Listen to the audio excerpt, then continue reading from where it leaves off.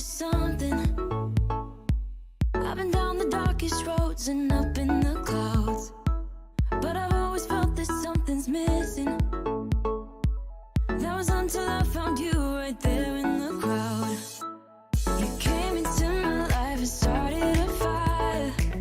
You made me feel like I could touch the sky. Oh, there's nothing missing now that you're my desire. Now all I have to do is to make you mine. 'Cause I know, and you know what we could be. Like a song, like a perfect melody. Baby, don't say you don't believe in me, 'cause you know, and I know, we're onto something good. You know, and I know, we got something good.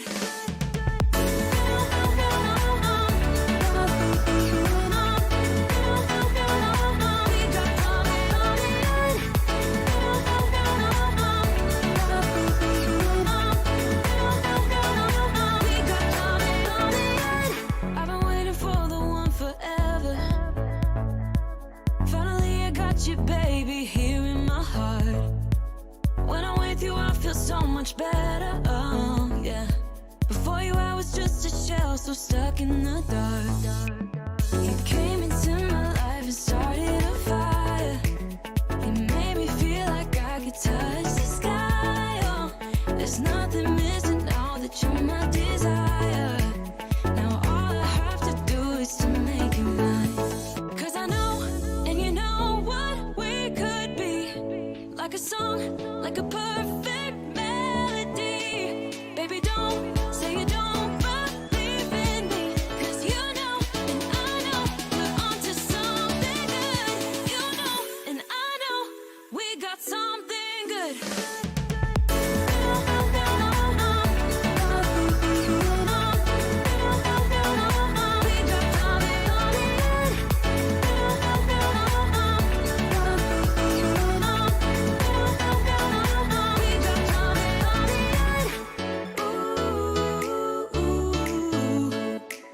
Follow your heart, baby, don't be shy.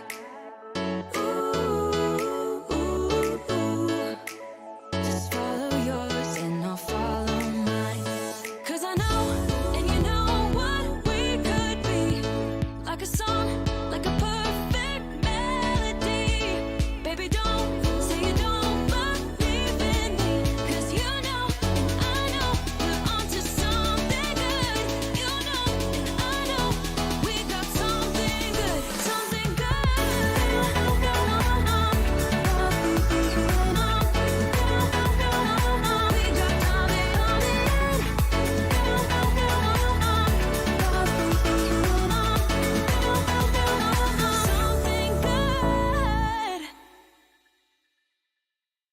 Life goes up and it goes down.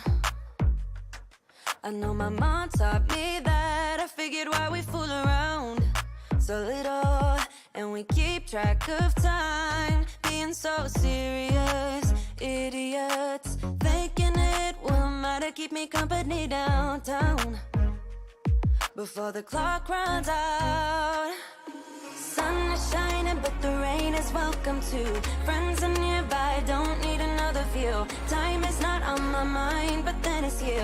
Oh, I love it when the love comes around, and then I remember all things must pass.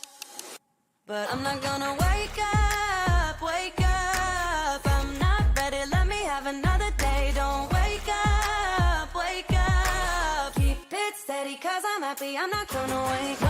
No, no, not yet, whoa.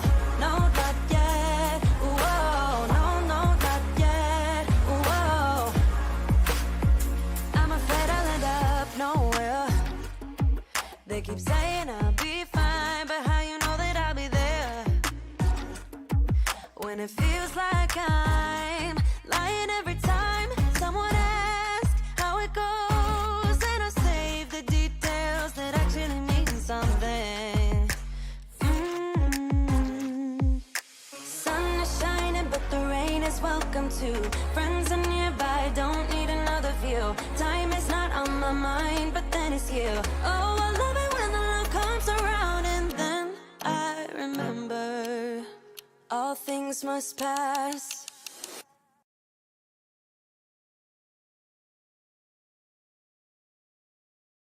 Okay. Hello, everybody. Welcome to the stream. Hold on. I'm a bit not set up only because I went to go get my tea while the song was playing, and I almost didn't make it back in time. Let's see here. What am I doing here?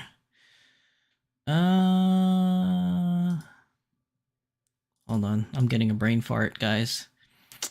Here we go. All right. Hello. Hi, everybody. How you guys doing? It is a happy Saturday evening. Let's see. We got a couple people in chat already. So say hello to everybody. We got Batman Jackson. Welcome to the stream, Batman Jackson. It's good to see you here. Mimico Minis, welcome. Smart Doll Sewing with Joe, welcome to the stream. Yoshi Plays, welcome to the stream. Julia Christman, hi, first time watcher? Oh, first time watcher, welcome to the stream, Julia. Hope you enjoyed today's topic. Jay Louisa, welcome to the stream, Jay Louisa. How's everybody doing tonight? So, like I said, it's a good night. It's a Friday night. It is I guess it depends really on what you celebrate, but it is an Easter weekend. So for those of you that celebrate Easter, today is considered Good Friday. So happy Good Friday for those of you that celebrate. Magical Girl Kit Kat, welcome to the stream. Happy Friday. So for those of you that don't celebrate Easter, well, happy Friday to you. And hopefully you had a good productive week.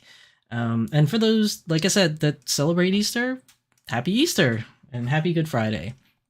So as the title ensues or says, or whatever you want to call it, today's episode is video games and doll representation. And that might be a little confusing, maybe, as to what the show is actually about today. But in general, what we're going to discuss is basically what video games are represented in a doll fashion, what companies partake in said dolls, and then I want to talk about like some video game characters that I would love to see become dolls. Now, of course, this show is probably going to be like 100% biased in my opinion, because I'm basically going to rattle off all the different characters I would love to see. But as I go through it, as I talk about different characters and things from video games that I think would make interesting dolls, I want you guys in chat to also give me your ideas of who would be great characters from the specific video games that I'm talking about. And then after that, we could talk about like other games that you would love to see video game characters for.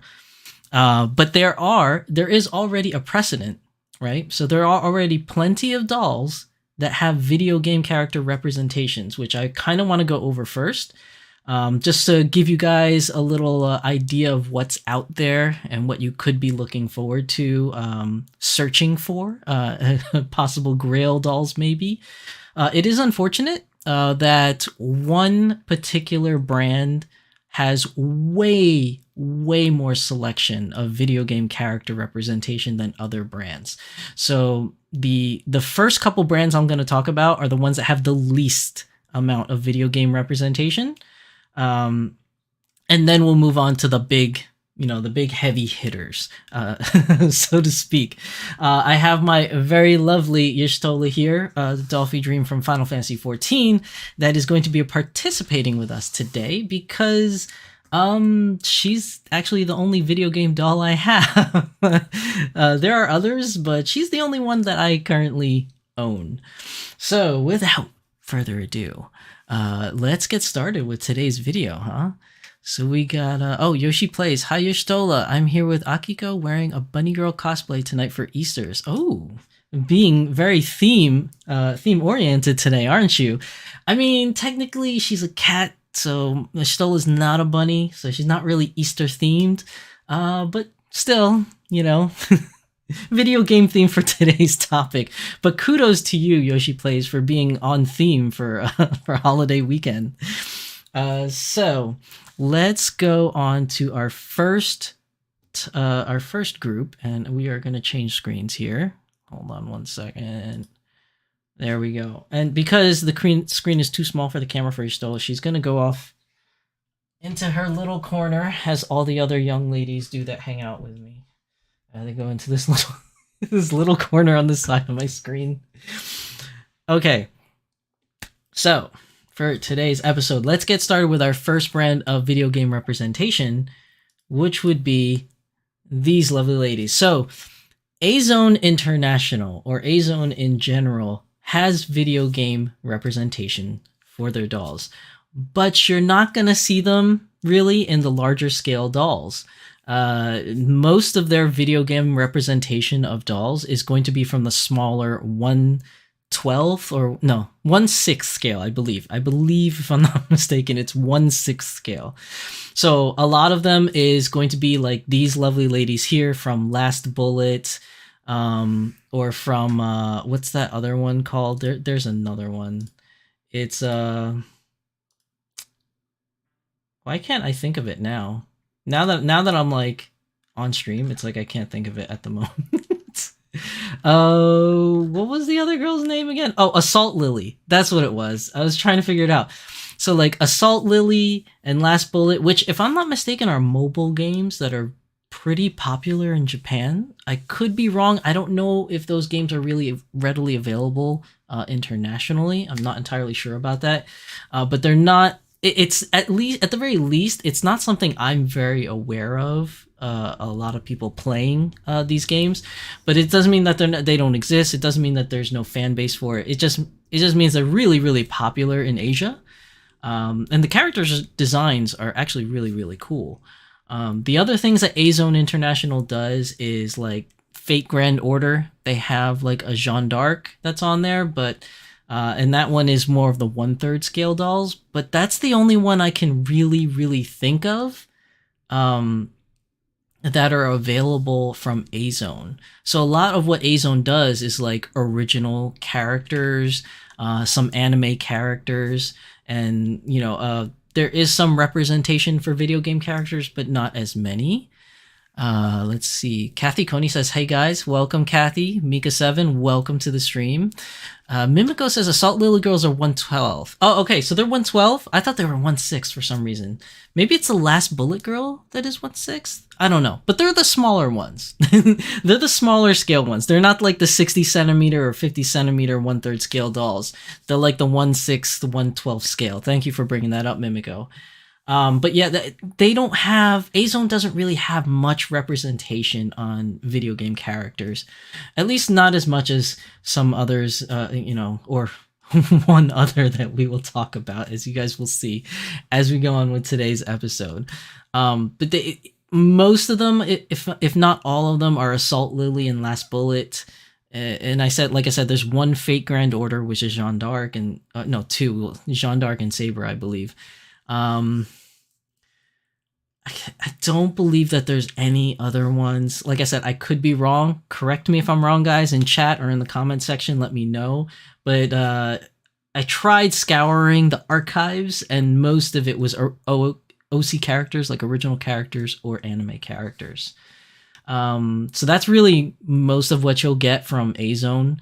Now, again, this list is a little tapered down because we can't spend all night on this list because there are many, many doll companies out there, not just the ones that I'm talking about. But these are the ones that I'm more prevalent in knowledge of, I guess you could say, if that makes any sense. I know a little bit more about these companies than I do some other ones. Also, we won't really be touching upon resin characters because I'm not a huge resin collector, so I really don't know much of what's out there or available in the resin brand. So this is mostly like either plastic or vinyl stuff that I'm going to be going over. And the majority of plastic is just part of A-Zone stuff. But that's really it for A-Zone that I can think of. Again, if you guys know anything from A-Zone, other video games, characters or representation in their dolls, let me know because I think this is really all that's available from them in particular. And then next up would be Smart Doll. So Smart Doll has, I was actually going to go on tonight and say that Smart Doll has zero representation of anime girl collaborators, or just anime. No. Why am I not thinking properly today? I was going to say they have zero video game collaboration characters. But then I remembered there was one.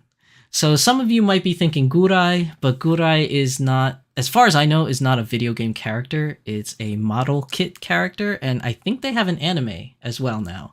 But I do not know, and I could be wrong because it could be like a Japanese only video game, but I do not know if Frame Arms Girls has a video game. If they do, then there are two characters from Smart Doll that have video game representation. But I don't think Gurai is a video game representation Smart Doll. But there is one. There is one that I know of. Are you guys ready for this? Because it's a doozy. Tales of Arise. This is Shion from Tales of Arise. She was never, ever released by Smart Doll. So before you guys get your hopes up and you're like, oh my god, I want her, how do I get her? Can I find her secondhand? No. They as far as I know, as far as I could tell, there was only one video game character representation from Smart Doll, and that is this girl, Shion. And she was not available for sale whatsoever. It was something that Danny Chu did because I believe, if I'm not mistaken, again, I could be wrong, but I believe that Danny Chu has friends or made friends that are part of Tales of Arise. And also, Tales of Arise is a Bandai Namco product. So we already know that Danny Chu has some ties, whatever they may be. He has some ties to Bandai Namco. And he has, I guess he has friends there that are part of the Tales of Arise team. And I don't know if he made it for free or if they commissioned him to make one. I don't know the finer details of whatever that arrangement was, but he did make Shion from Tales of Arise. And I'm so mad because I played Tales of Arise purely because of this Smart Doll, hoping that one day she would be created. Because I think when he released the initial photos of her, I think he said that she may not be released depending on blah, blah, blah, blah, blah. Like, I really don't know exactly what the post was because this was years ago when he released it, so I don't remember the exact wording. But I think he left it open that it was a possibility that she may get a release, but ultimately he made another post later that said that, oh, this was just for the company, we're not releasing this doll. But it was a game that I always wanted to play anyways, but just the fact that Danny Chu made this doll and there was a chance that it may be made at that time, way back when, I played the game and I fell in love with the character. Shion's character is super cool, super badass. And like a lot of her finishing moves or super moves are really, really cool because she has like in the game, there's traditional characters like a magic caster. You know, you got a girl with sword and shield. You got a guy with a big sword. There's all different kinds of characters that are in there. And Shion's character, when she fights, she actually has this this gigantic rifle. It's like a positron rifle. And when you switch to her character to play her, you know, you just go pew pew, you be shooting away with the thing. And then when you hit the super moves, they're like these gigantic beam lasers that come out. It was really cool. I really like the game a lot. I haven't beaten it yet. I'm close to beating it. I'm close to the end.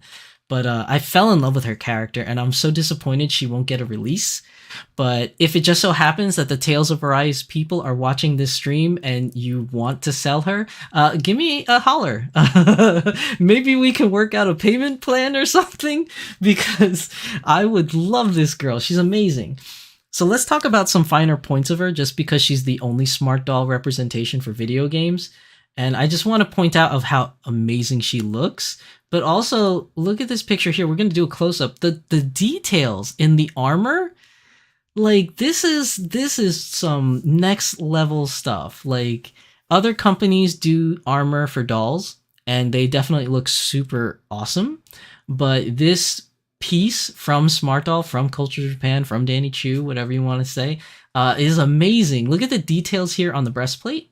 And then, like, you know, the little details here for, like, the torso cover, which is ideally not really a cover. Look at all this open space where she could get harmed.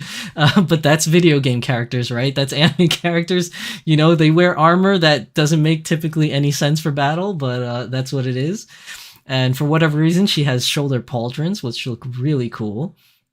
I like that they chose this dress because there are actually different dresses that she wears in the show, in the video game, that you can switch on and off from depending on what you unlock or get in the game. But this was definitely my favorite of the ones. Very, very cool details in this outfit. I really, really like this doll. I do not know. Maybe you aficionados, smart doll aficionados that are watching the stream or watching the VOD later, maybe you guys know, but I am super, super bad at telling face sculpts. And correct me if I'm wrong, because it's quite possible, but I think this face sculpt is a one of a kind. I do not know if this is a typical head that he used with just, you know, different kind of makeup and eyes or whatever, but I'm struggling to figure out which face sculpt she possibly could be. Unless, like I said, maybe she's a one-off. Really don't know, but maybe you guys know in chat. Mimico Mini, hey, she says, A-Zone also made a doll of Joker from Persona 5, by the way. Oh, really? Okay, so that counts. That counts as another one. I did not know that. So we got Persona 5 from A-Zone. There may be other A-Zone representations. Now that you mention it, I totally forgot about the Pure Nemo line. So Pure Nemo has Joker. There may be others within the Pure Nemo line that I'm just not remembering. But that's a good catch, Mimico. Thank you for pointing that out. Batman Jackson says, so good. I know, Batman. I know. I wish this was made. If this was, let's say hypothetically, if this character was made for a release by Smart Doll, she would be very expensive. Probably more expensive than the DC characters because of all this armor that she comes with. And as people may know from being in the hobby for a while, armor is expensive for dolls. Very, very expensive when you're talking about armor pieces for dolls. So this very intricate and highly detailed piece is probably, I would go so far as to say maybe $600, $700 in itself. Just for the pieces of armor, not even mentioning the doll, because you got like the shoulder pauldrons, you got the breastplate, you got the tiara, you got the neck brace, and they're all highly detailed. Look at the paintwork on this, like very, very awesome looking paintwork. Magical Girl says, I can't tell, looks like COS or CAL, which are both very versatile sculpts. You can do a lot with them. Batgirl is this sculpt. Possibly. I can, you know, now that you pointed out, I could probably see that actually, maybe. I really don't know, but the only thing that's turning me off is that which one is the Batgirl sculpt? Is it CAL or COS? Because this girl was released years ago, and if it was years ago, then the Batgirl sculpt didn't exist then, so I'm not entirely sure. But it's a good guess. I mean, your guess is way better than mine because I have no clue. so any guess is better than what I'm thinking. But she's definitely really cool. And then just to give you guys an idea, I have like a picture of the back. So there is a back plate here, along with like the little tassels that come off the back. And I don't even know what this white piece is, whatever that is. But very, very nicely detailed doll. Super, super cool. And really is the only video game representation from Smart Doll, however not released, from Smart Doll officially. And if somebody were to find out if Frame Arms Girl had a video game, possibly, I mean, there's possible there is one in Japan that's only released in Japan, maybe, I don't know, then that would count as 2 video game releases for Smart Doll. But unfortunately, and I will cover this more in detail in the Doll Symposium for next Friday, but unfortunately we had a tweet from Danny Chu where he stated that Naruto and C2 will be the last of the licensed IPs from Smart Doll. So I don't know if that will change in the future, but as of right now, unless I'm misreading his tweet, like unless I misread it or misunderstood his tweet, my understanding of his tweet is that he will no longer be doing collaborations. for fear of that whole thing about never meet your idols kind of thing. So if you don't know the post, definitely check it up on Danny Chu's Instagram or on his website about that post. It may be also on, not maybe, but I will also talk about it in next Friday's episode of the Doll Symposium. But yes, Smart Doll will no longer be doing IPs, unless I read that statement wrong, which means that C2 and Naruto are the last ones to be released. And then after that, no more IP characters. I don't know if that really puts an end to the DC Comics collaboration as well, because I don't know what the deal was with him and DC. Like, sometimes they make deals where like they'll make a 3 doll minimum or a 2 doll minimum or whatever with the deal. So he's already released 2. He's got Batgirl and Supergirl. So I don't know if him saying that there's no more IPs means that the DC collaboration is also gone. I do not know. And plus the fact that all of this is highly speculation. Like, we don't really know 100%. Only person that would really know is Danny Chu. But my understanding of his tweet is that there's no more IPs. So all the characters from henceforth coming out of Smart Doll will be original characters only, such as, things like Mirai and Onward and Image and, Anime North and things like that. Like, those are all original IPs from Smart Doll.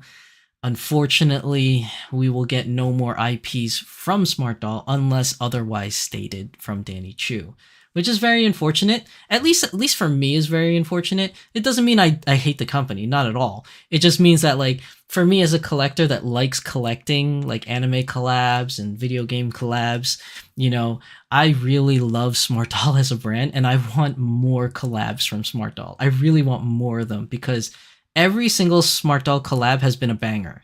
They've all been great. I love all of them, from Girls on Panzer to Gurai to Code Geass to DC Comics and One Piece. All their collabs have been absolutely phenomenal. And Idolmaster.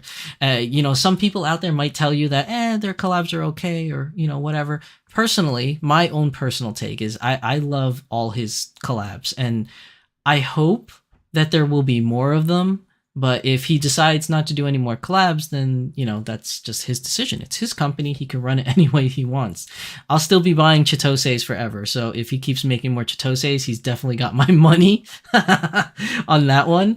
But as for IPs, like anime IPs or video game IPs, until further stated from Danny Chu, it looks like they're going to be gone.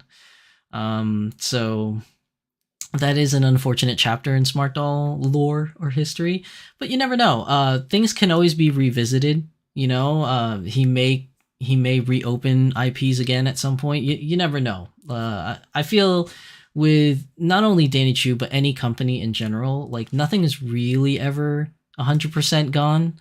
So IPs may come back at some point, maybe. Who knows? But yeah, that's really it for Smart Doll. Really wasn't much. Most of their representation has been original characters and anime characters. But again, if there was to be a point to be made, there's an unofficial release of Tales of Arise and possibly a Frame Arm Girl one if a video game of that exists. I keep sinking. One of these days, chat, I will buy a new chair. This keeps sinking. I keep getting lower and lower. Okay. So next up is the next company that I want to talk about, which, if you guys haven't guessed already, is Volks for Dolphy Dream, because they have the most out of any company I know of video game collaboration characters. So we'll go into that. Mimiko Mini, I guess Shiki Ichinose counts as a video game character too. I think so. So Idolmaster has, a lot of different anime series that they have, but they also have mobile games.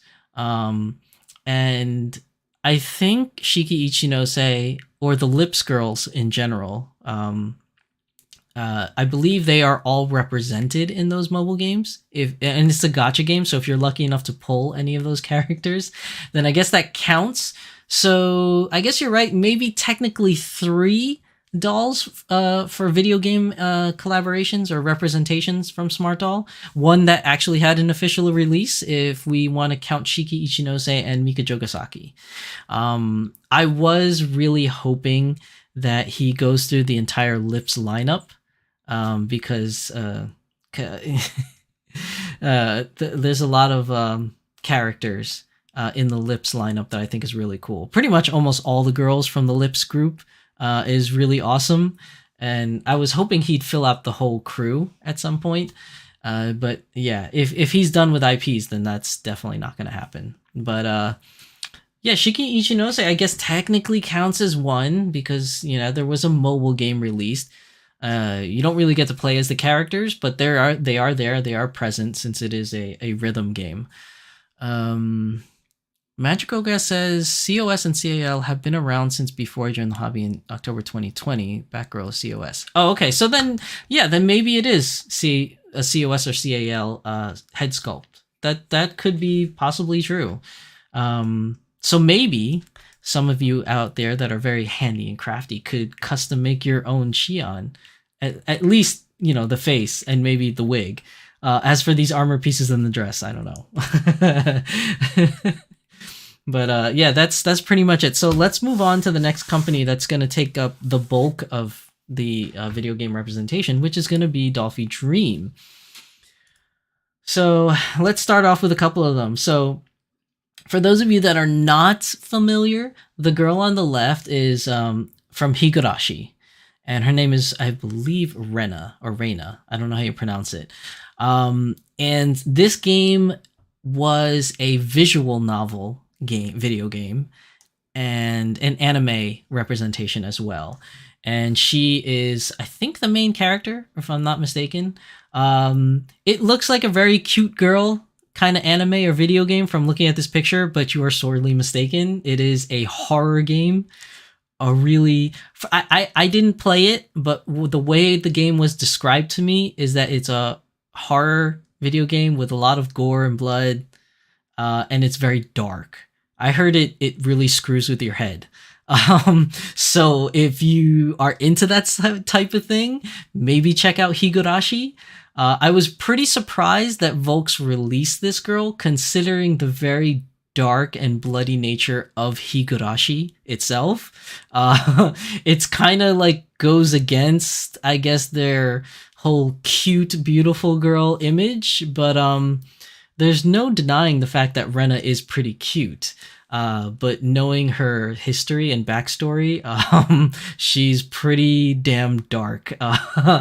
It's a very, very messed up game. And if you like really screwed up games that messes with your head, try Higurashi. But that is a video game representation from Volks. The one on the right here is Arl from Puyo Puyo Pop. So Puyo Puyo, my understanding of the game, I've seen it, I've never played it. It's one of those like Tetris-y type of games, or Bubble Pop, where like, you know, it's just you have like you know, you have your board, and then there's all these obstacles, and like you get like little tiles or pictures or whatever that comes down, or you shoot thing or bubbles up, and you just like delete other bubbles, and you keep going until like you die, which is basically the whole thing fills up or something like that, or you run out of time. I've never, like I said, I've never played Puyo Pop, so I don't know how it plays. I've just seen it in passing. But this is the mascot character for that game, which is Arl, and she actually got 2 releases from Volks, so that's pretty interesting. Let's see. Mika says, I read the manga of that anime with the disturbing in my view. So yeah, that's what I've heard too, Mika7. I heard it's really disturbing. Like, Higurashi is really disturbing. So if you like that type of game, go check out Higurashi. It is internationally available, so anyone can go out and buy it and try it out. But I've heard really dark things about Higurashi. Mimiko says, I wanted to watch the Higurashi anime, but the author connected the universe with one of their other works. Yeah, I heard that the anime is not as good. But then again, it really depends on the fandom. Like, if you watch the anime first and then played the game, some people may say that the anime is better. But if you played the game first and then went to the anime, people usually say the game is better. So it kind of really depends on your starting point. It's kind of like people say, I grew up having a Sega Genesis. I never had a Nintendo, so they claim that Sega Genesis is way better. Versus if you grew up with a Nintendo and never had a Sega Genesis, you're kind of on the fence that that Nintendo is better. So, I mean, it's same thing with everything else. Like Lord of the Rings, a lot of people that read the books first say the books are way better than the movies. And then the people that watch the movies are like, I don't feel like reading the books, so the movie's better. I don't know. It really depends on what side of the fence you come from. But either way, Higurashi, dark and disturbing. And then on the right, you have Arl from Puyo Pop. So those are two video game adaptations. And like I said, there's a whole bunch. And oh, let me say here that Volks has a lot of video game representation, and I tried my best to depict all of them in today's episode. If I miss a couple, it's because I'm not familiar that those characters are part of a video game. So do call me out if I missed a few of them. But there may be some in there that I didn't put in today's list because I just didn't even know it was from a video game. And that may be from the really, really old stuff from way back, the original releases, because they did a lot of things that were, testing the waters of what Dolphy Dream can get away with. Mimiko says, and made the plot kind of bleh by doing so. Yeah. See, I don't really know too much about Higurashi. Next up, for video game representation from Dolphy Dream, we have Touhou. So how many of you watching today's stream are fans of Touhou Project? Touhou has a very, very huge following online and a huge following in Asia. I don't know how big it is here in America, and I don't know how big Touhou is internationally. But I know in Asia it's huge. If you don't know what Touhou is, it's really, really hard for me to explain, not being a Touhou person. But I think it was something that was like a project that people just made into all different kinds of things. So there's Touhou video games, Touhou manga, Touhou like internet series. I forgot what you call those things. The web comics or webics. There's Touhou. Did I say anime? Like there's Touhou anime. There's Touhou memes. There's Touhou parodies of real life things. Like there's Touhou for everything. Like it's got a huge fandom that creates constant projects even till this day of Touhou. There's so much. And the thing about Touhou representation in Volks is that there was an initial representation. So on the right you have Cyrano, which is this blue hair girl, and then you have a couple other characters that were released way back in the day. And then a couple years ago in 2018 or 2019, they released on the left a second version of Marisa, which is the one on the left. So there was a Marisa on the older version, and this is version 2 Marisa. And then there's another one that was released as a version 2 a couple years ago, which is another character. I can't remember the name, but it's the other popular one, the red one with the red bow ties in her hair. I don't remember the name. There's so many characters in Touhou, I can't remember them all. But Touhou Project is something that is represented in Volks. I think they have a total of 6 Touhou Project characters released, or 7. So there's quite a few if you look in their backlog of Touhou characters. Now, another one would be Xenosaga. How many of you guys have played Xenosaga? Come on, there's gotta be Xenosaga fans out there. Whether you're watching this on a VOD, put it in the comment section down below. Or if you're watching this like live on the stream, let me know, because I am a big Xenosaga fan. But I can't really proclaim that I'm a big Xenosaga fan because I didn't play the last game. I played the original game, which was Xenogears, back on PlayStation. Fantastic game. If you were to ask me what it was about, I don't remember because I played it when I was a child, so it's kind of like hard remembering Xenogears. I just remember a lot of the really cool things about Xenogears. And then I played Xenosaga 1, which I loved, Xenosaga 2, which I loved, and I didn't play Xenosaga 3. And the reason why I didn't play it is because I heard it was crap from a lot of people, and that it got way too ridiculous. It was already getting a little ridiculous in the second game. It was kind of getting a little comical, but I heard it was really bad in Xenosaga 3, so I never played it. But I did watch the Xenosaga anime that came out. For those of you that don't know, there was a Xenosaga anime. I did watch that, and that was pretty good, actually. At least in my opinion, the Xenosaga anime was pretty decent. It wasn't really that bad at all. But yeah, they had 2 characters released from Xenosaga, which was Cosmos on the left, which is a lot of people's favorite, but my personal favorite was on the right, which was a Momo. And fun fact, Momo was the very first doll I've ever owned. So when I got into this hobby, the very first doll I bought was Momo here on the right. And you would think that I still have her, but unfortunately I sold her. It's just because after a couple years in and I started buying more dolls, I started like losing touch with Momo. I couldn't really bond with her. And I was really hard up for money at the time because I really wanted to buy another doll that was being released. So I ended up selling Momo, which I kind of regret to this point because I still kind of want her back. Because she's a very, very cute doll. But if you look at some of my old Instagram posts or Twitter posts, you'll see my pictures of Momo on there. She's definitely like a really cute, real cutie. But unfortunately, I don't have her anymore, which is kind of sad.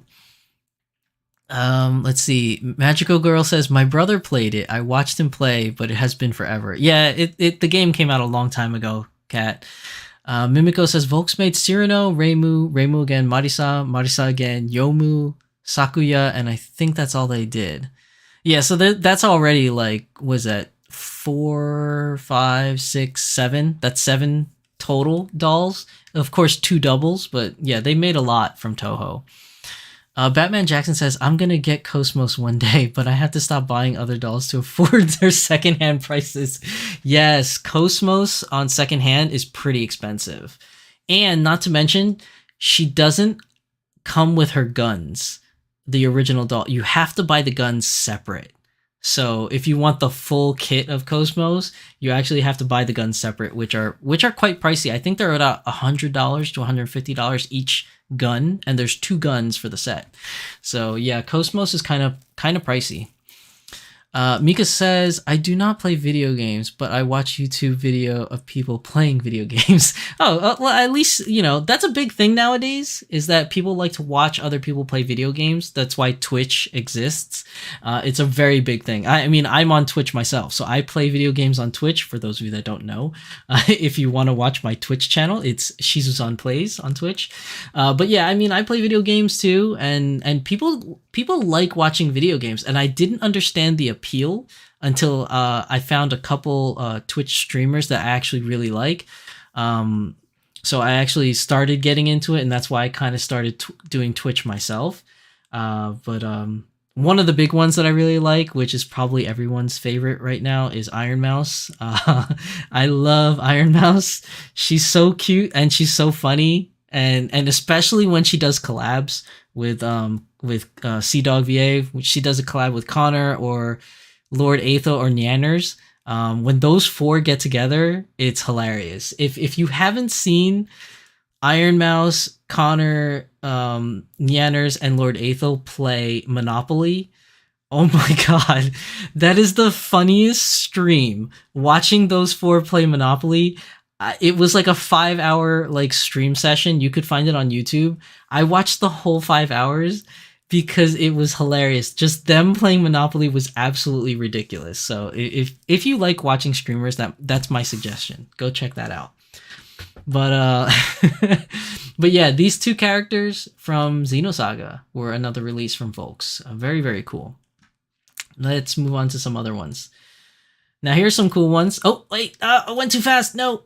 Okay, so here's some cool ones. So on the left, you have Rise or Rise Kujikawa from Persona 4. And on the right, you have Mai Shiranui from King of Fighters. Now, I'm not familiar with Rise from Persona 4 because I've never played any of the Persona games. I know, blasphemy, right? I have downloaded Persona 5 because I got it for free, being a PlayStation 5 member. But I haven't played it yet, and I heard Persona 5 is really good. So I don't really know much about Rise, but she is definitely a really cute doll, and fun fact, she is highly sought after. Rise is really hard to find. She's pretty ridiculously hard to find, and if you do find her, she's quite expensive. That just goes to show how huge the Persona fandom goes.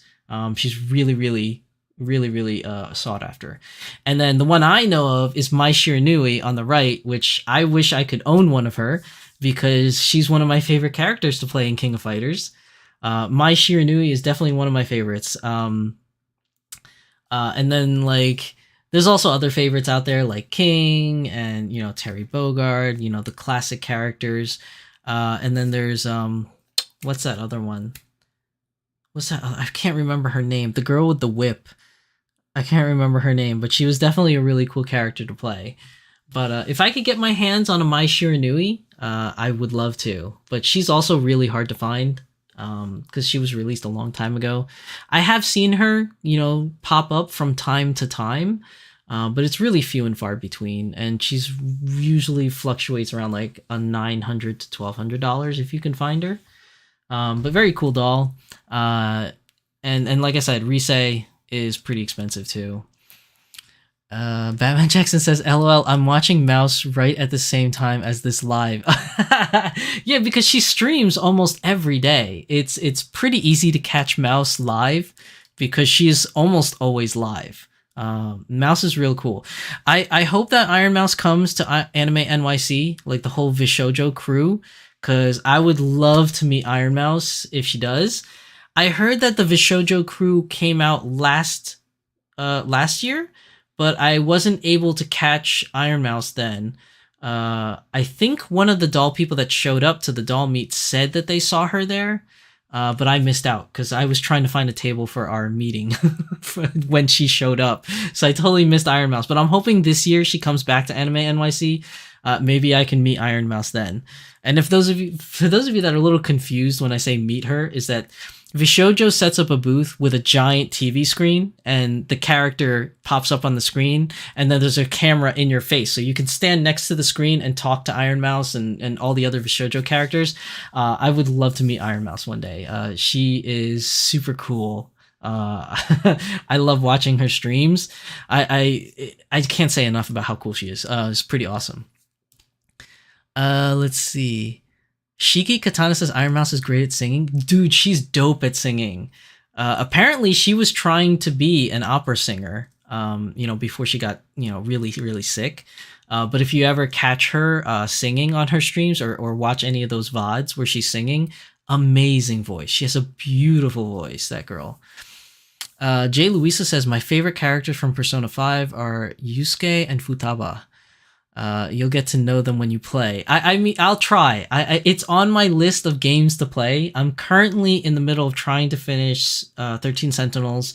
I'm trying to finish Tactic Ogre Reborn. And I have my sports games that I play that I'm doing seasons of. So, there's that too. But if I get a chance to it, since I have it, I will play it at some point. But I just don't know when I'll get to it. Mika says, I saw a YouTuber who made Iron Mouse into a doll. I saw that too. That same YouTuber made another VTuber doll, and I can't remember that doll because I don't know. I'm not too familiar with that VTuber. But yeah, I know exactly which one you're talking about. Amazing Iron Mouse doll. Shiki-kan says, I think the King of Fighters characters you're talking about is just called Whip. Is it really that simple? Is it that on the nose? I can't remember what her name is, but you're probably right. It could be Whip. Batman Jackson says, I think it was Mouse, Fruit, and Melody. Oh, that showed up last year to Anime NYC? Maybe. Oh, I'd love to meet Melody too. Oh, that would be awesome. I would like to meet Melody. But yeah, definitely these are... We're going off topic. Maybe we should make a Vishoujo episode on Beyond the Doll. Which Vishoujo characters would you guys like to see as dolls? We should make that an episode. What do you guys think? Let's see. Detective Conan was a video game I played on Wii.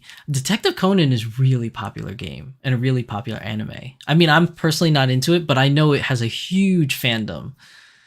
Jay Luisa says, I know Mai mostly from Fatal Fury OAV. Yeah, Fatal Fury OAV was really cool. If you guys have not watched the Fatal Fury OAV, it's really, really cool. Even if you don't know anything about Fatal Fury at all, it's pretty good at introducing the characters to you where you know enough about them. But yeah, I know exactly what you're talking about, Jay Luis. It's great OAV. So some other characters from Volks. Let's keep moving on. So we have the Shining series. So the Shining series has a lot. There's Shining Tear, Shining Blade, Shining this, Shining that. There's like a whole bunch of them. These two characters are from the Shining series. You have Sakuya, Sakuya on the left, and you have Kirika on the right. I don't know anything about these games other than the fact that a friend of mine is really big on them, and he wanted a Kirika, so I tried to win one from him in a lottery, and I lost. Fun fact also is that Kirika is, if I'm not mistaken, but I'm pretty sure I'm correct, Kirika is the very first Dolphy Dream that was released with elf ears. So this is before Dolphy Dream was releasing elf ears that you could buy separately when you do a Dolphy Dream choice. Other than that, the only other time you could get a girl with elf ears is you had to buy Kirika. So when she was released, even though people had no idea what Shining Tears characters was, everybody was rolling and trying to buy Kirika so that they could make their own custom elf doll, because she was the only one that had elf ears. So people were just buying her up, and her prices were ridiculous on the secondhand market. Like, I think I've seen it as high as $2,500 on the secondhand market, just because people wanted to make their own custom elf dolls. Like, people wanted to make Lord of the Ring dolls. People wanted to make regular like D&D character dolls by buying her because she was the only one with actual elf ears. And then obviously the demand for her really dropped when Volk started releasing the elf ears separately. So then, you know, the rage wasn't there anymore for her. But I remember when she was initially released, people went crazy for that doll. Sakuya was pretty sought after. She's a very popular character from the series. One bad part, as you guys could probably already tell, is that she got a lot of stains. And she was also released back in the day when Volks didn't have much stain prevention inner lining. So there was a lot of stains if you got this doll. Pretty bad. Detective Jay Luisa says Detective Conan is still going on over 1,000 episodes? Really? I did not know. That's like One Piece level. That's like One Piece level, like anime. Like 1,000 episodes? Oh my god. Yeah, Detective Conan's super popular, man. Kathy Coney says Detective Conan over 1,000 episodes. So you guys just type that out at the same time. You will never catch up. I'm behind a few seasons and new movie every April. Love the Detective Conan. Yeah, see, like I said, I don't know much about Detective Conan other than the fact that it's hugely popular. I tried to watch it one time. I can't really get into it. It's not really my personal cup of tea, but I know that there's a lot of people that love Detective Conan. That's like a very popular show. It passes One Piece? Oh, I guess it does. If it's over 1,000, because I think One Piece just hit 1,000, didn't they? But I mean, either or, it's hugely popular. All right, now, next up, we have a couple more ones. So we have more Idolmaster. So Idolmaster representation, we have this girl that was recently released. I forgot her name already. What was her name again?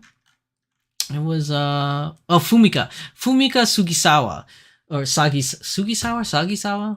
Either way, Fumika was released from Idolmaster, and there's quite a number of Idolmaster girls that are released from Volks. There's a lot. I think Idolmaster probably has the most releases from a single series. I think. Because Fate has a lot of characters that were released from Fate, but I think that Idolmaster has the most. And then, like, well, let's just say who has the most representation, right, from Volks. You have Idolmaster, you have Fate, you have the Vocaloid series that has, like, a lot of characters. Trying to think if there's any other ones. Oh, the Toho project. Toho has a lot of representation in Volks. Any other ones? I think that may be it.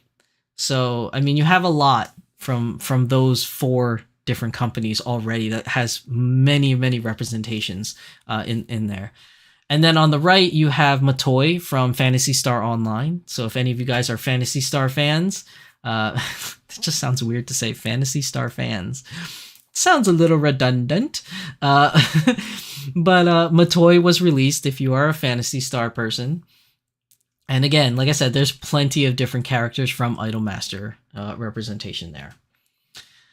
Let's keep moving on. So we talked about Fate Grand Order.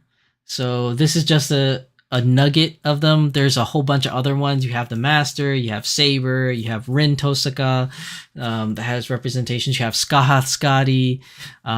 But like these are the ones I just wanted to put up there just for representation. But there's a bunch from Fate Grand Order. I actually really want to get one, Amash, this one here. I really want her. And she is pretty widely available. I still see her till this day. I still see her for sale. Roughly around like $800 to $1,000 depending where you look.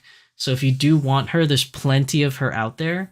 I just didn't bite the bullet on her yet because I want to go to Japan. I want to go to Japan. So I'm holding off on purchasing her until I have disposable, quote unquote, disposable income to get her. But yeah, Fate Grand Order has a huge representation in dolls. Now, another one, most recently released, or one of the most recently released, is Nier Automata. So the Nier Automata video game representation is here with 2B and 9S. There are rumors, and again, it's just rumors, so, you know, don't get your hopes up too much, but there are rumors that there may be another Nier Automata released because there was a new game that was released, and it may be a character from the new game. But again, just rumors. I don't know if there's any substance behind that whatsoever.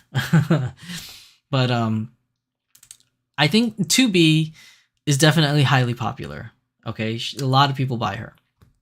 9S, I don't really know because I see a lot of 9S for sale. So I don't know if the character's not popular or not. But I know a lot of people do buy him and make custom characters out of him because it is, again, a boy character, which there's not many representation of boy characters. So a lot of the sales for 9S was a lot of people that just want to custom make their own boys. But there are people that are fans of 9S and buy it purely for it being 9S. But you never know.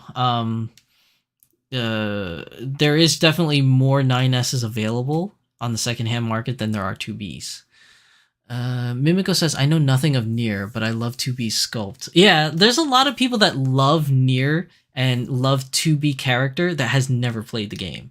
And I totally understand that because the character design for 2B is very awesome, or it's pleasing on the eyes, and I don't mean that in a very perverted way. So I'm not saying that because she's well endowed or she wears a skimpy outfit. It's just 2B, the character design in general hits a lot of points for people in different genres of fandom. So, you know, you have like her outfit, which kind of looks like a maid outfit, or kind of looks like a Lolita outfit, sort of. So you kind of have that representation for those kind of individuals or that fandom. Then you obviously have the video game fandom, you have the goth fandom, you know, you have the samurai fandom. Like there's like her character design, like just hits a lot of people's buttons. It hits a lot of the check boxes that really like appeals to a wide audience because there's a lot of features in 2B that reach out to a lot of different people. You know, the blindfold thing, you know, like there's just so much like to 2B that I think ticks off a lot of boxes for people that have just never played the game, that fall in love with the character design. At least that's just my personal opinion on it. I don't know if anybody else believes the same thing, but I think that her character design just really speaks to a lot of people.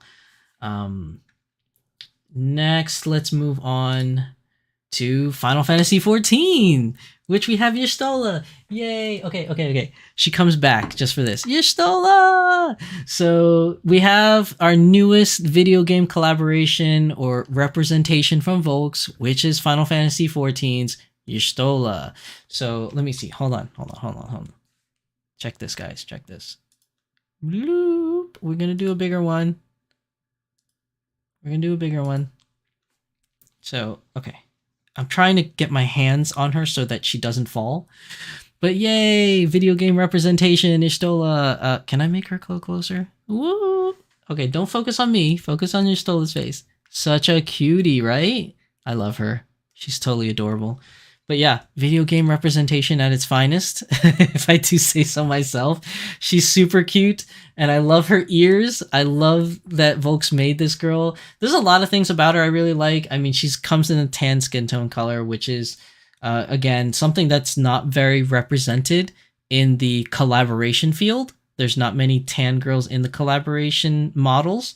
And plus the fact that I just really love the character. I love the fact that they have her ears, which are removable. They're just magnetized, so that's really cool that they just come off and on. And then the cool thing about it being magnetized is you can move them, so you can show the bottom of her ears for different expressions and things like that. So I really do like her. A very, very cool video game representation, and she looks very close to the character, like really good, really good. So yeah, and that really rounds out all the video game representation from Volks. If there, like I said, if there's any characters that I missed that was released from Volks that were video game characters, it's because I just didn't even know that they were video game characters to begin with. And most of that is probably coming from the older stuff that was released. So if I let me put Y'shtola back into the corner here. So if I go, okay, so bear with me 1 second, guys.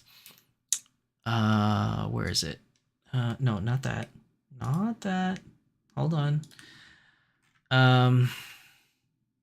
Okay, so if we go back, let's do a little internet view here. Okay, here we go. So we go back to the Volks website. You know, we have the different characters. If we go to the last page, so these are the girls that I'm talking about. I don't know if any of these girls came from a video game or not. I mean, obviously you have Neon Genesis here, right? You know, I don't know this Asakura Otomo. I don't know if that's a video game. The serious production versions, I don't know if those are video games. Kotori Shirakawa, I don't know what that is. Sayaka Shirakawa, I don't know what that is. Oh no, this Kotori is Da Capo. I guess technically Da Capo did have video games as well as anime, so that does count as a video game character. So you have Da Capo characters. I think these two, Aika and Murisaka, I think Two Heart is an anime, but Two Heart might also be visual novel games. So these also might be video game characters if we're talking visual novel games. Let's see, what's page 9 got?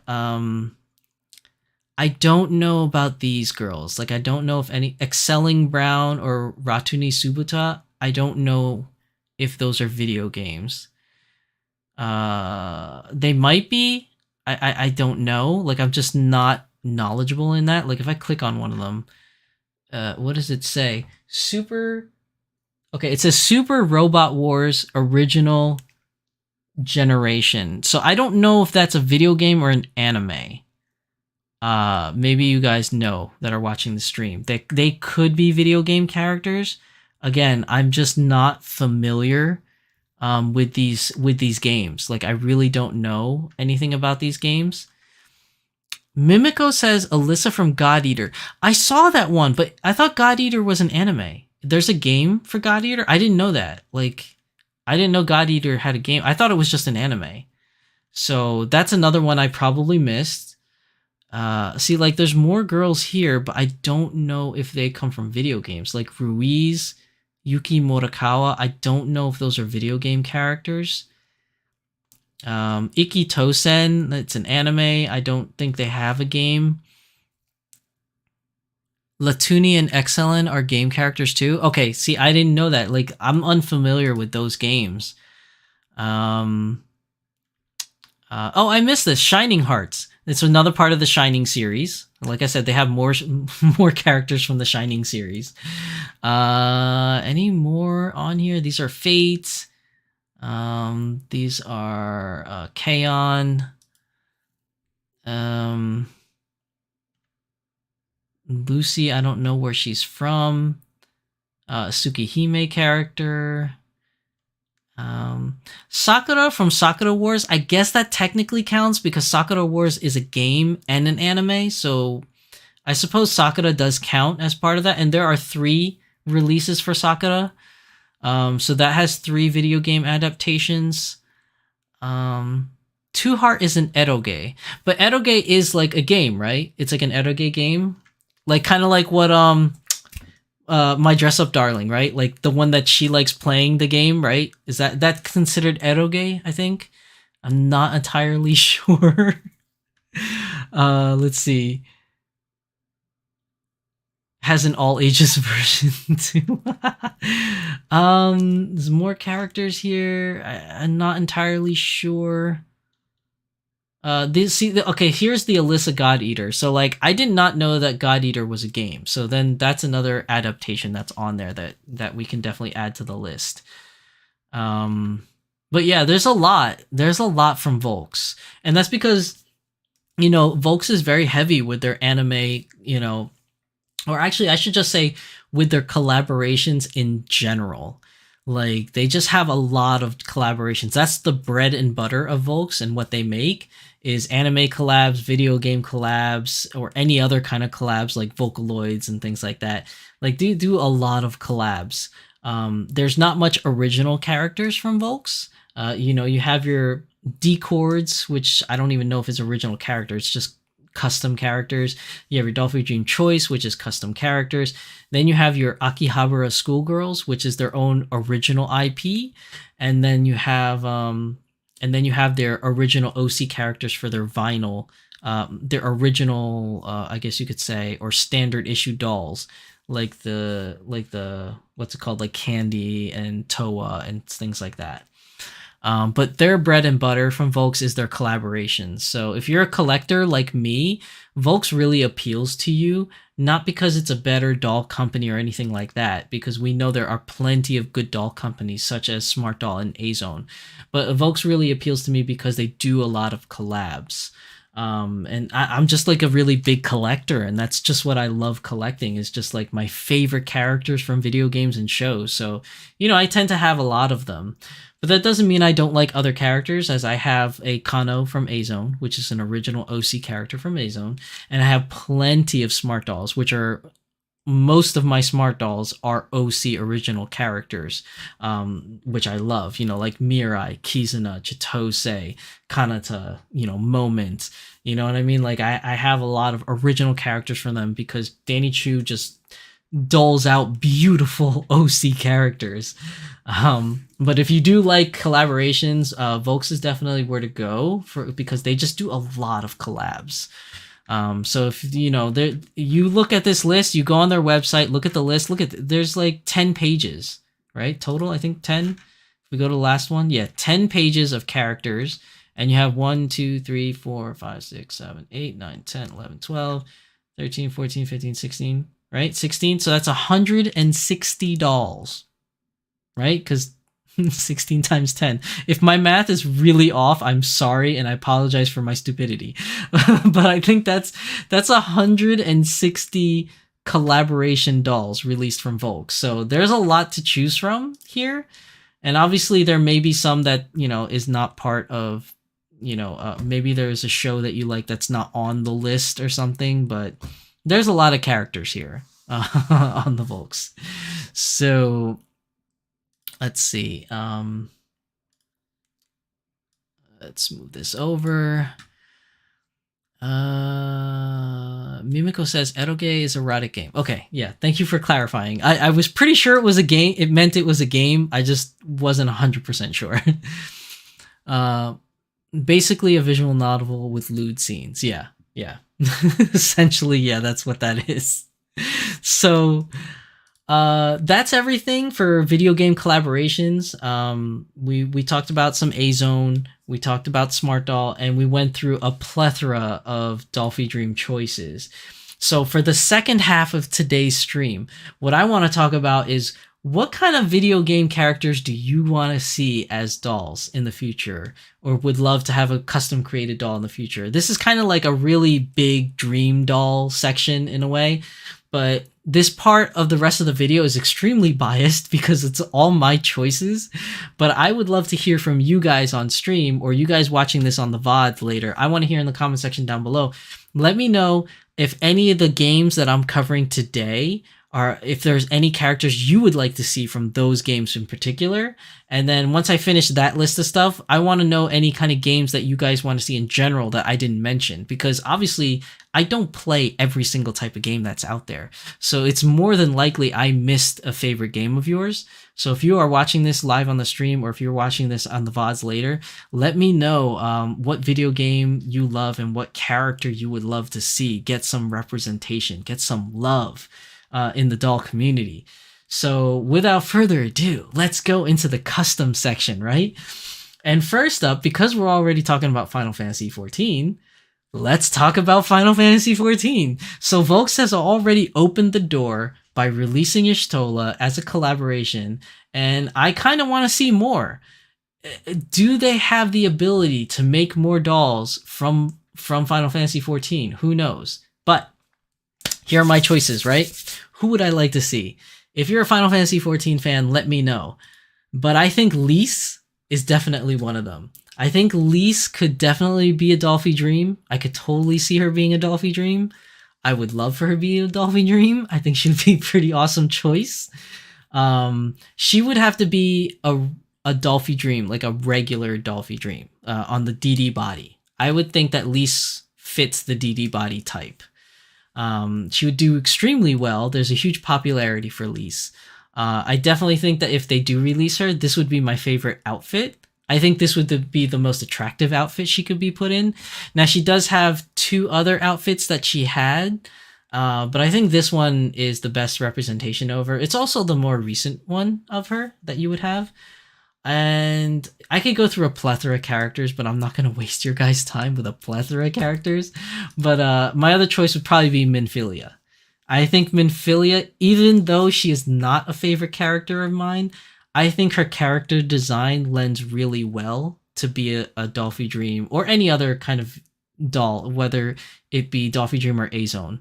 I want to say Smart Doll. I want to say I'd love to see her as a Smart Doll, but so far as we know, okay, I could be misspoken, but as far as we know, Smart Doll after C2 and after Naruto, there's no more IPs from Smart Doll, as far as we know. That could change, or I could have totally misread the tweet. So for right now, for the time being, I'm just going to go off of what I think may happen. So if there were to be a collaboration of this, like I said, Volks has already opened the door to doing a Square Enix collaboration now that we have Y'shtola. Do they have any more rights or licenses to go around for other characters? I don't know. But these are the two that I think would lend really well, that are really popular, that could be a Dolphy Dream at some point, if there's enough demand. Now, there are many other characters from Final Fantasy XIV that I think could get a doll as well, like Lucia, or like Hilda, or, you know, who else is on there that I could say? Kane Senna is another one that could be there. There's a lot of characters that you could pick from. But I think these two are definitely popular enough that could draw demand for more Final Fantasy XIV collabs. But I don't know. I could be wrong. Do you guys have any choices? Anyone on stream that is a Final Fantasy XIV player that may have a different choice of a character that could be? Like Rin is another one, and Gaia is another one that could be a doll. Who knows? But I think if these two were released, now I know this is probably a hot take, right? But I think Lise would do well on a DD body. I think Minfilia would probably be a Dolphy Dream Dynamite. I mean, if you can't already tell from her character design, I think she would probably lend well to a Dolphy Dream Dynamite body. But again, I don't want to sound too pervy. I'm just merely going off of the character design. I think that could be a choice that happens. Correct me if I'm wrong, chat. Let me get a drink of my tea. It's getting cold.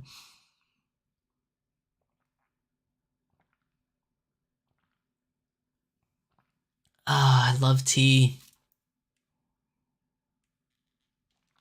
Ah, my tea is so good. Yoshi Plays says stunning. I know, right? Stunning. Kathy Connie says not really game popular, but from anime Vermouth from DC. I'm not in. I don't know what you're talking about. Do you mean DC like Da Capo, or DC like DC Comics? Clarify, because I'm not entirely sure what you mean by that. But yeah, these are the two characters I think would lend well to have a video game representation for dolls. I think they would do popularly well. I think they would sell really well. And I think they would just overall look really good as dolls. Next up, because we're... okay, like I said, this list is going to be totally biased, guys, okay? So please don't flame me in the comments section, but I know this is going to be biased. Oh, DC Detective Conan. Okay, Vermouth. Okay. I understand now. You're talking about a Detective Conan character. Thank you for clarifying on that. Like I said, I'm not very familiar with Detective Conan, so I don't know what the character looks like. But I will Google it or look it up. Give me a second here. Vermouth, I can't spell it. Detective Conan. Oh yeah, you know what? That character, actually, I could see that being a Dolphy Dream. Let me see. So the rest of the people in chat can know what I'm talking about. If you don't already know what Detective Conan is, because I don't. Here's the character. I could see this character, like this picture, I could see this character being a Dolphy Dream for sure. For sure. I could see this being, or just any doll. It could be a Zone or Dolphy Dream or whatever. I could see this character. Like another picture here. I could totally see that. That's a good choice. That's a good choice. Let's see. Let's go back to the PowerPoint. Yeah, I think that's a good choice. I could definitely see that being a collaboration character. Now, like I said, this is a totally biased list. Okay, so don't rip my head off. I'm already admitting to that. But next up is going to be more characters from Squaresoft, because I'm a huge Square Enix, Squaresoft fan. But Final Fantasy VII, where's Tempest Strife when you need her? Where are you, Tempest? Are you lurking and you just haven't chatted? Because I know Tempest loves her Final Fantasy VII. So I think Final Fantasy VII could have dolls, and I think you guys already know what I'm going to say. And no, it's not Cloud. I know Cloud could be a character. It could be a boy character. I'm not denying that, and I know Tempest would love to see that. But I'm more leaning towards Tifa. Tifa Lockhart, 100% definitely can be a video game character in a doll form. And obviously, Volks has already opened the door to collaborations with Square Enix. Now, it might be a one-off, but if they were to go even more and do more collaborations with Square Enix, Tifa Lockhart. Tifa Lockhart will sell out like crazy.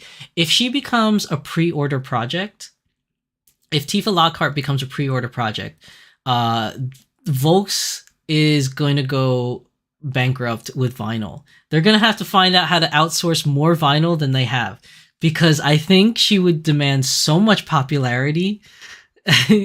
and not just from perverted boys. I think just in general, Tifa will fetch so much demand. I would definitely buy a Tifa Lockhart doll. What would be really upsetting is that she's so popular. I think that Volks likes their rarity, that Tifa Lockhart will not be a pre-order project. She will be a click war. I guarantee if Tifa gets released from Volks, she will more than likely be a click war character and not a pre-order project. But let's just say they do release her in general. I would love to have a Tifa Lockhart. I think it goes without question that Tifa will probably be a Dolphy Dream Dynamite if she gets released. If not, I don't know if Volks has ever done this in the past. I do not know. But if not, because the character in general is short, I could see her being a Dolphy Dream's sister, but released with a medium to large size bust. I think that's highly possible. But you never know. You never know. Yoshi Play says Detective Conan's my favorite crime mystery anime ever. Hey, like I said, Detective Conan has a huge fandom. Huge fandom. So I do not discredit that. They have a lot of fans. Now, if Tifa gets released, what Volks likes to do is Volks likes to release secondary outfits. Usually when a character gets released, like Yor was recently released, and she was released with her assassin outfit, and then you could buy her house outfit as a separate thing. I think if Tifa gets released, it's most definitely going to be her traditional looking outfit, which would be this. And I hope to God that if they do release her, her secondary outfit will be the dress outfit that she had to wear when she was going to that speakeasy place with Cloud. Conversely, if Cloud was released as a Dolphy Dream boy, then Cloud has to be released with the dress that Cloud wears at the speakeasy joint. Like, if Cloud gets released as a Dolphy Dream boy, his secondary outfit has to be the dress. It really does. It has to, because if not, Dolljury already released the dress, so you could buy the dress from Dolljury and put it on your on your Cloud Strife doll. I'm just saying, guys. I'm just saying. So you have Final Fantasy VII, Tifa Lockhart. I think this would be a great doll if Volks were to make one. I really hope Volks does. I really hope Volks expands more licensed dolls from Square Enix or Squaresoft, whatever. Square Enix now, but it was Squaresoft in back in the day, and then way back in the day it was just Square in general. But since they already have opened that door for Y'shtola in Final Fantasy XIV, I think there is room, now that they've seen the popularity that Y'shtola the doll has created. I think there's room to get more dolls from Square Enix. Now, what dolls are going to come out, we don't know. Could it be more Final Fantasy XIV? I hope so. But could it be other Final Fantasy or other Square Enix products? If it is, Final Fantasy VII's Tifa Lockhart. That's definitely on my list. Now, more Square games, because I'm a Square fan. Final Fantasy X, right? And X2. Come on, man. Anybody in chat? Final Fantasy X? Final Fantasy X2 fans? I know this is going to be a hot take. I love 10, but I really like X2 more. Don't hate me, guys. Don't hate me, guys. I know X2 got a really bad rap. It got a really bad rap. A lot of people hated it. But I loved X2. I love that you could change the jobs for the characters. Like in 10 was a phenomenally great game. But I like in X2 that you could change the character. Like Yuna could be anything. Pain could be anything. Riku could be anything. She could be a gunslinger. She could be a white mage. She could be a dice thrower. I forgot what the name, Gambit, I think it was called, a gambler or something. Like, you could have your favorite characters always there. You never had to miss out on a character, and they just changed to whatever job you wanted to, and they could change it on the fly. How badass is that? Like, I had all three characters as gunners just open up on a battle, and then like when someone's like getting low on health, I would change one of them to a healer to heal up the rest of the party, and then just change on the fly. It was great. I loved X2. Now, if Final Fantasy X or X2 gets an anime collaboration with Volks or any other company, obviously I want Yuna. I think Yuna has to be the one. I mean, you have Lulu, which is another favorite character of mine that you could do. You have Titus, which could be a boy character, and you have Riku, which is another famous character. Pain is also famous, but I don't think she's as famous as as Riku and Yuna. She definitely has her following, but you never know, that could happen. But I think if they release Yuna, obviously they're going to release her in her kimono, because that's the most popular outfit that she comes with. But other outfits, I mean, the gunslinger outfit as a secondary outfit that you can buy, that would be amazing. Another one would be the songstress outfit. I mean, the songstress outfit is another outfit that could be released as a secondary outfit for Yuna. I mean, she goes through a plethora of wardrobes, especially in X2. She has so many wardrobes in X2. You could pick from so many different choices of outfits for Yuna to come with if she was released as a doll.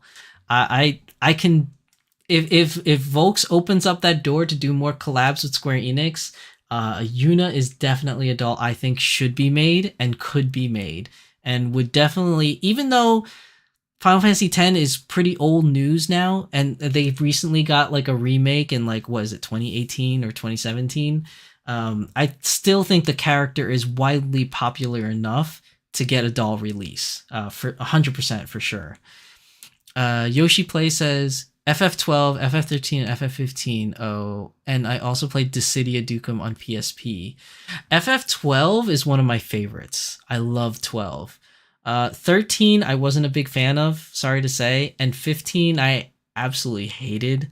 I tried to play it because I got it for free. As being a PlayStation member, you're allowed to download Final Fantasy 15 for free, and I just, the story of 15 was great, even though I didn't finish it, because I loved how they made that movie. There was like the anime CGI movie that they made of Final Fantasy 15, that if you watch that before playing the game, like, it really makes the game so much more cooler, because you have like a lore already pre-established, and then you get into the game and you're like, oh wow, this is, I get to play as this, I get to do this.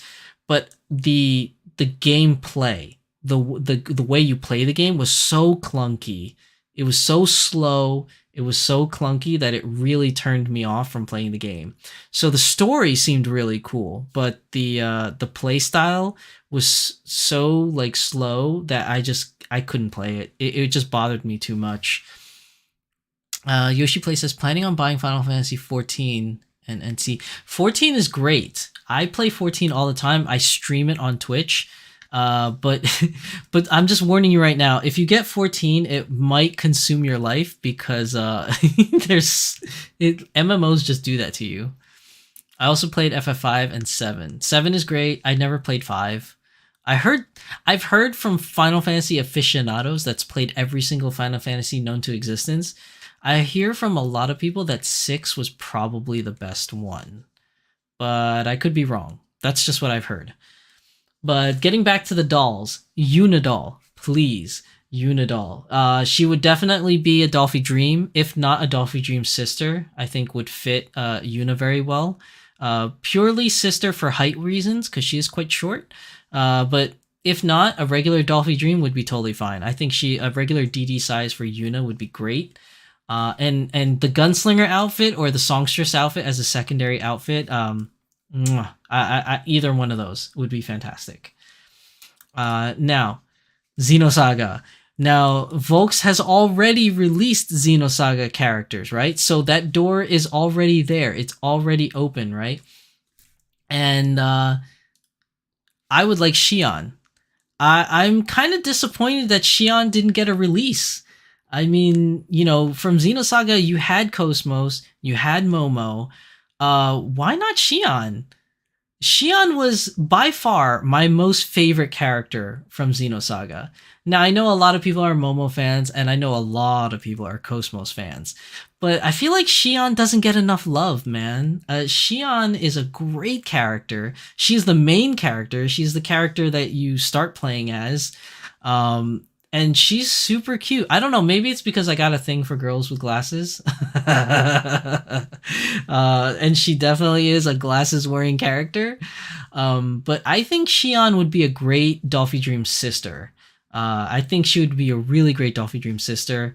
I would love to get a Xion if Volks were ever to revisit a Xenosaga as a collaboration. I think Xion would be a great character to see released from Volks. Now, going on to the next one, Parasite Eve. Now I'm really dating myself here. I'm really dating myself on how old I am. Parasite Eve, people. Who here is a Parasite Eve fan like me?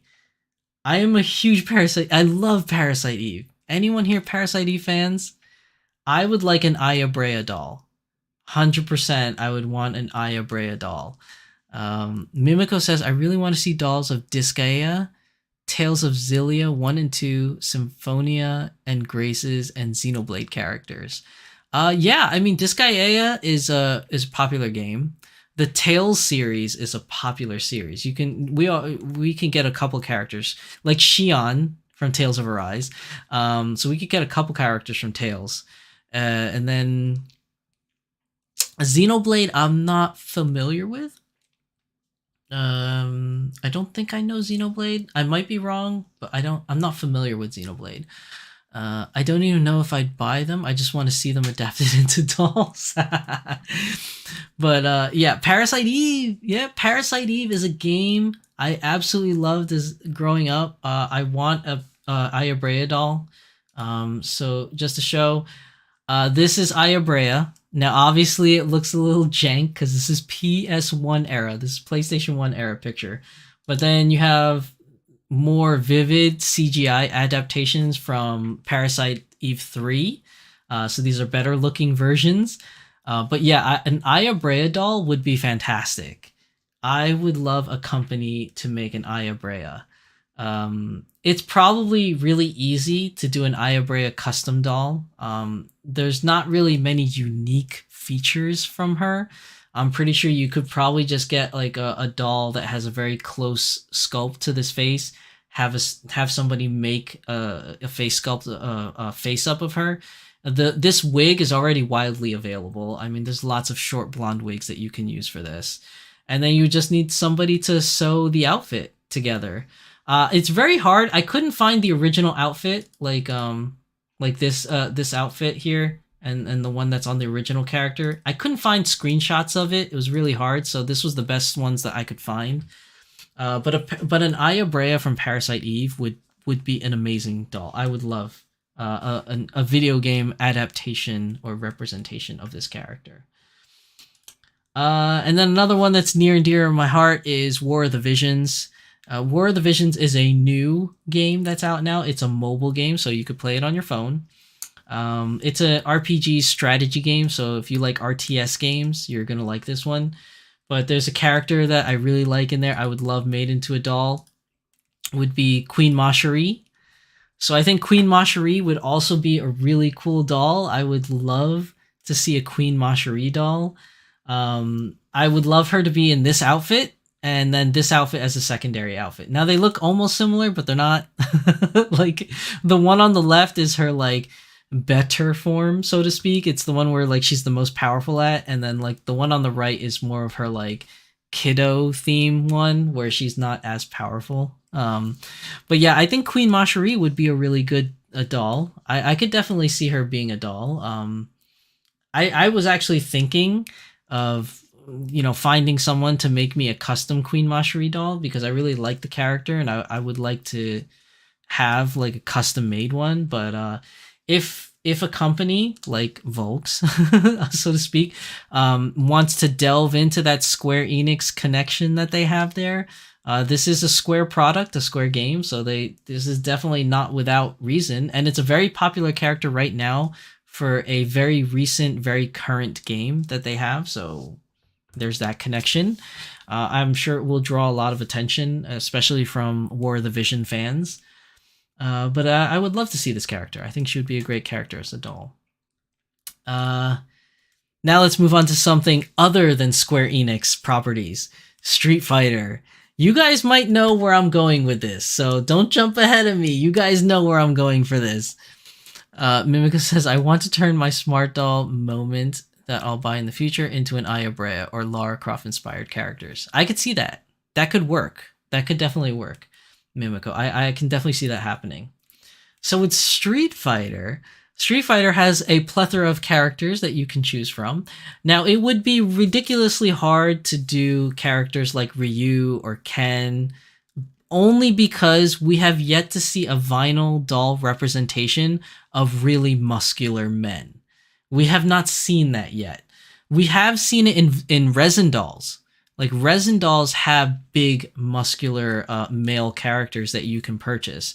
But when it comes to vinyl adaptations, especially from, like, Volks or Smart Doll or A-Zone, we don't have characters that are hugely muscular. I would love to see a Ryu doll. I would definitely love to see a Ryu doll, but I don't. It's not in the cards, and we haven't really seen it yet. Now, if Volks were or any other company were to delve into muscular male characters, then I would definitely like to see a Ryu doll. But because of that fact, you know, I'm gonna choose some staple characters. Chun-Li doll. Come on now, you could definitely do a Chun-Li doll. That can happen, and a Cammy doll. Now, granted, this is the newer version of Cammy from Street Fighter 6, and I'm syncing again, aren't I? This is a newer character from Street Fighter 6. And I think the Street Fighter 6 design of Cammy actually would lend itself better for an anime doll adaptation.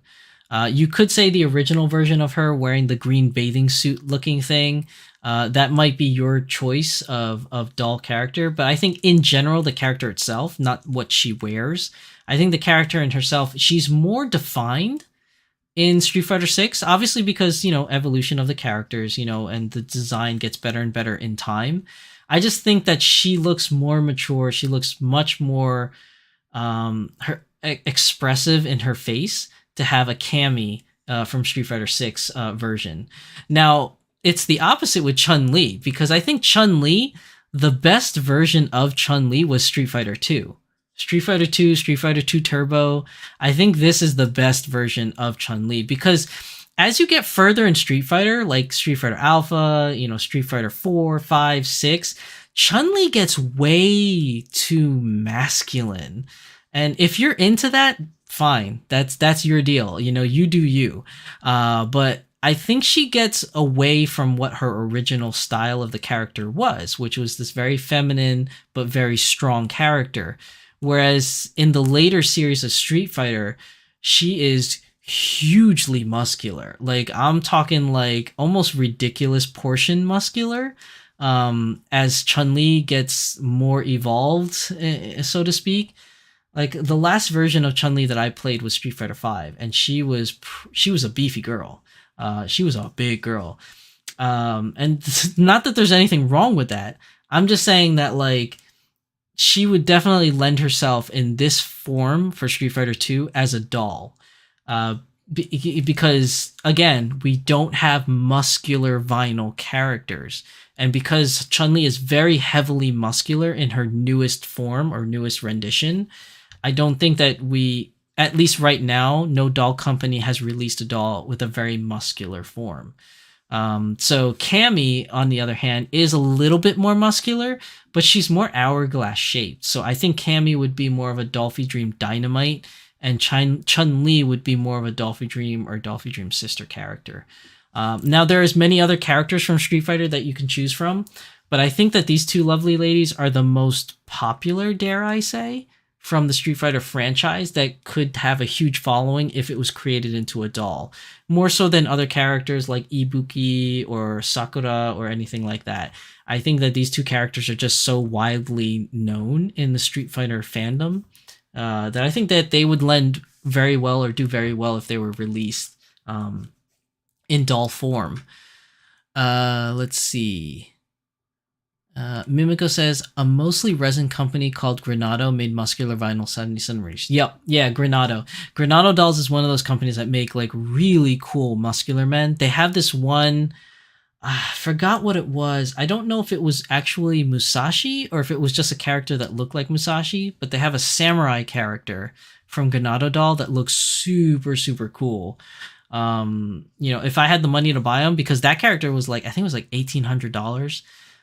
For a vinyl doll, which is not unheard of, but that's just way too much money for me to dip into vinyl right now. Since I'm just really into like the resin. I'm just really into the vinyl dolls. That 1,800 is a little too high for me to dip into resin dolls right now.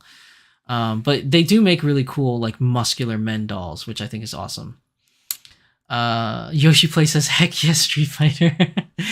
Kathy Connie says, yes, love for her movie as well. Kanata is my favorite to play. Oh, Katana. Which one was Katana in Street Fighter? I'm trying to remember the Katana character. I can't remember. Let me Google it real quick.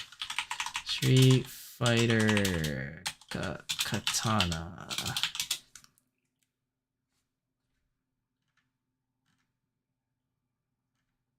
Wait, is it the guy? Is Katana the guy with the mask? Because that's the only pictures that are coming up when I type it in. Is it a guy with the mask? Like, hold on. I'm not really sure which, because I'm trying to remember the character. I don't remember the character. Oh no, the guy with the mask is Saddam. So I'm not really sure which one is Katana.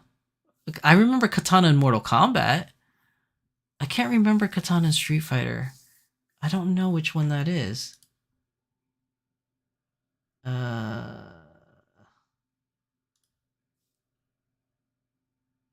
No, with two swords?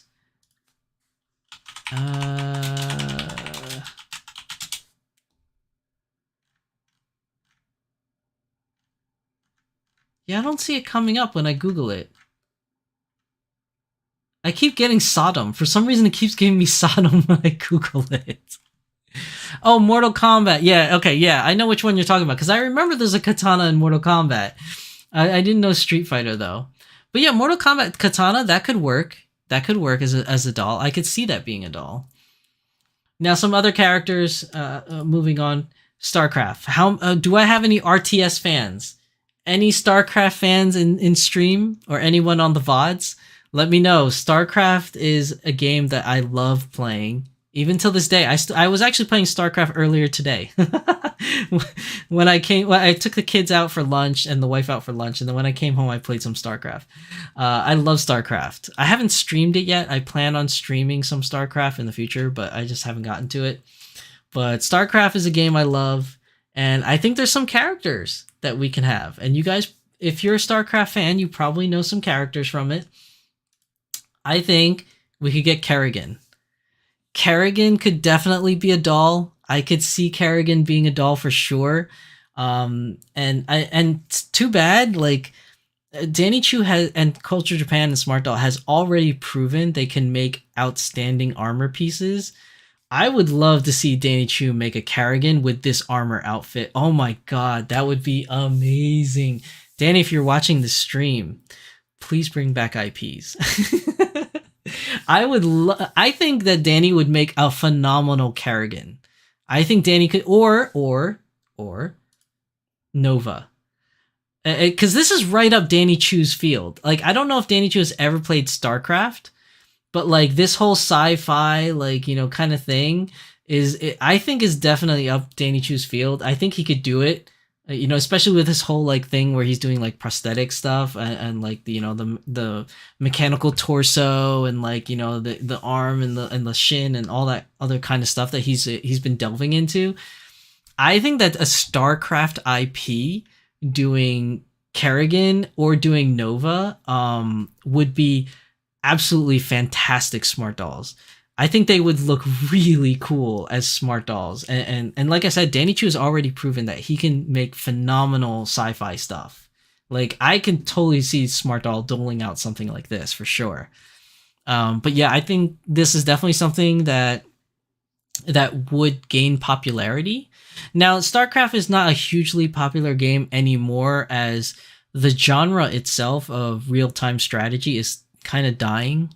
Not many people like to play real-time strategy games anymore as much as they used to.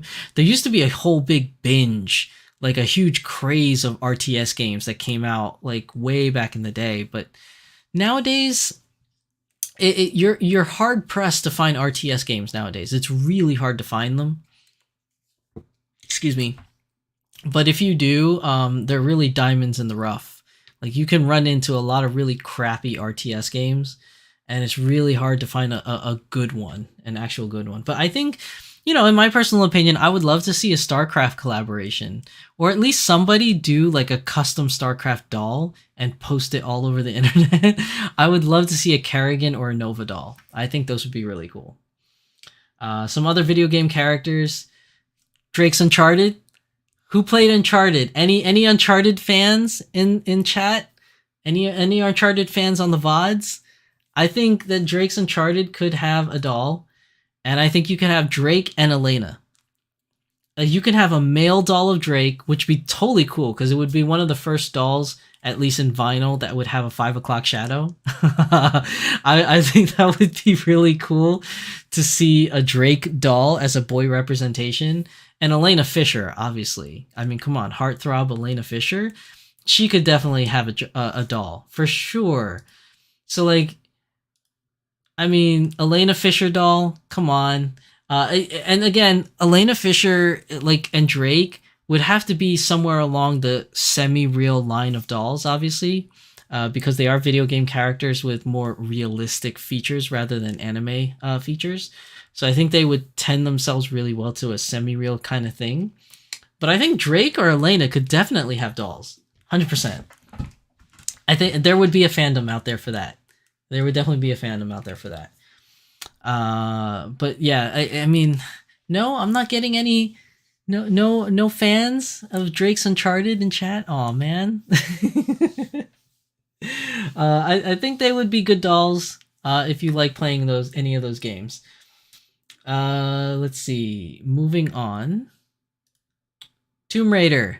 I know Mimico already said it earlier. I didn't want to get too ahead of myself, but I think Tomb Raider would make a good doll. A Lara Croft doll. Now you have two different versions, right? You have classic Lara Croft, which is more the quote-unquote Angelique looking version of it, or you could have the newer version of Lara Croft. Oh, Kathy, good night. Have a good night, Kathy. Thank you for coming to the stream. Thank you for supporting the channel. Have a good night. So for a Lara Croft doll, yeah, your choice. Would you like the original Lara Croft or would you like the newer one? Personally, I like the newer Lara Croft. I think that this newer Lara Croft looks more realistic, I guess you could say. I mean, well, in general, she does. That's what they were going for. In general, the video game company was going for a more realistic looking character, whereas the original Lara Croft character was very exaggerated. As you can tell from the picture, she would definitely, if she was made like this, she would definitely be a Dolphy Dream Dynamite, for sure. But I think the newer version of Lara Croft, the more dirty, the more realistic, the down to earth, girl next door look, with regular female proportions, I guess you could say. I think she is way better candidate of being a Tomb Raider doll and being a Lara Croft doll. She's a great character. I love the games. I played all the new ones. I love them. I hope there's another game that comes out. I can never get enough of Lara Croft Tomb Raider games. But if they make a doll, a custom Lara Croft doll, from any of the anime companies or doll companies, I would love to see a Lara Croft doll. I think that would be a great choice. And how about Mass Effect? Any Mass Effect fans? I'm batting 0 here. Come on, guys. Well, I am talking to a mostly doll crowd, so I do understand that most of you that are watching my channel are huge doll fans and part of my doll family. So maybe not all of you are into the whole video games thing, but I think if you have video game representation, that's what this whole episode's about. So I think Mass Effect, there's a lot of characters, but there's only one that I think that would be a really good doll representation, and I am wearing my Mass Effect t-shirt today. But Miranda Lawson, I think she could definitely be a good doll. They could release a Miranda Lawson doll. Now there's other characters I know, but she is more feasible as the other female characters are more alien in nature, and doing a doll representation would be quite hard with today's character types. Now, obviously, a company can always push the envelope and make an alien character doll. It's not unheard of. I mean, you've seen it in the resin side of dolls, but we have yet to see it represented in vinyl. So you never know. You never know what'll happen in the future. Time will only tell.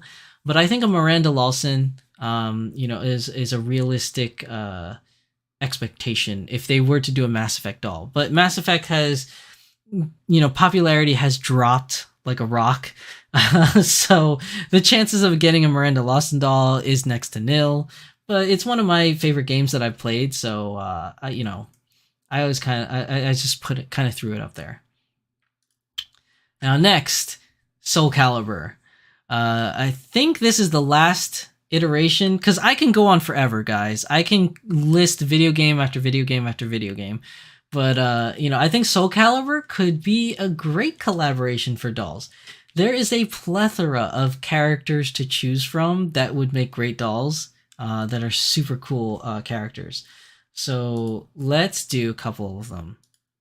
Ivy is one of my favorites. I used her a lot in Soul Calibur 4 and Soul Calibur 3. She was probably my most used character because I just like the whip. Wow, taken out of context, that just sounds so wrong. I just like that she has the sword whip. Like, it's a sword and it turns into a whip. Okay, guys, like, it's just a really cool weapon to use, and it's really hard to gauge what moves are coming out when it's a fluid moving weapon like that. I think this character is cool. I really like the character. I like playing her, and she could be a doll. It's quite possible. She'd definitely be a doll featuring Dynamite for sure. But another character is Sophatia. I love using Sophatia. I think Sophatia could be a doll that would be a great representation. That armor of hers would be totally awesome and totally doable, whereas Ivy's armor, probably not so much doable as a doll. That would be really hard to pull off. But Sophatia's outfit would definitely be something that a company could do. 100% that could be done. Mimico Mini says, most of the games that you've mentioned are just games that I haven't played personally. My husband has played most of the games you said, though. yeah, I realize that. Like, I am preaching, to the choir here. There's not... I don't know how much crossover there is between the doll community and the video game community. And even if there is a lot, it's all subjective. Like, the games that I really like, may not be your cup of tea. So I do understand that. And I did say at the very beginning of this episode that this episode is going to be heavily biased because I can really only mention the games that I want to play and have representation. Tempest, have a good night. Did you miss it, Tempest? I was calling your name earlier. I was covering Final Fantasy VII and dolls from Final Fantasy VII. I don't know if you missed that. But when you watch the VOD tomorrow or whenever you watch the VOD, go check out the Final Fantasy VII section. Because I know you're a huge Final Fantasy VII fan, Tempest. But other than that, have a good night. Okay, so yeah, so like I was saying, like I know that this list is heavily biased, so I do apologize for that. But like I said, if you guys have any games that I didn't mention, definitely, bring it up. Just Mimico's been bringing up a lot of great games. Anybody else, if you have game recommendations, I would love to talk about it as well. All right, Tempest, have a good night. But yeah, Sophatia is definitely something I think would make a great doll. You like her too, Yoshi? Which one, Ivy or Sophatia? They're both good characters. In my dream, the dolls I would love are from an old PlayStation 1 remake game of a Sega CD game called Lunar 2 Eternal Blue. I know that game! I never played it. I've always wanted to play it, but back then, when I was a kid, I couldn't get my hands on it. Like, a Sega CD was really hard. It was really hard to get. I remember way back in the day, when I was a kid, Sega CD launched, and I was able to rent it from Blockbuster. Do you guys remember Blockbuster? I'm really dating myself here because I know the younger crowd does not know what the hell Blockbuster is. But Blockbuster was a store that you used to go to rent movies on VHS and then later DVDs. And then you could do video games as well. So it's like pre-Netflix basically. So like, and one of the things that Blockbuster did earlier on in the days, like way back in its infancy, is you could rent video game systems. So you used to be able to rent Sega CD. And I remember I rented Sega CD and I played Time Crisis, because they released Time Crisis on Sega CD, the original Time Crisis, and House of the Dead, I believe. And I played it on Sega CD, and I absolutely loved it. But I couldn't get my hands on a Sega CD. I was a kid, and my parents didn't want to pay the exorbitant amount of money that Sega CD costed. And I remember Lunar 2. I wanted to play it. I did not know it was released as a PlayStation 1 game, though. But I remember seeing it and always wanting to play it, and I just never got a chance to. It's your favorite game ever. I wish I could have played it back then. I don't know. Does it age well? Like, could I play it now and still be kind of cool? Because some games don't age well. Yoshi Play says Dead or Alive. Dead or Alive is another one. Dead or Alive could have a lot of cool dolls. You choose Ivy? Yeah, Ivy's cool. Dead or Alive, yeah. I'm trying to remember the characters. The only one I can remember is Tina, just because her dad used to always scream out Tina, like. But the ninja girl, that doesn't really Kasumi, Kasumi's sister. What's her name? Is it Ayako or Ayano or something?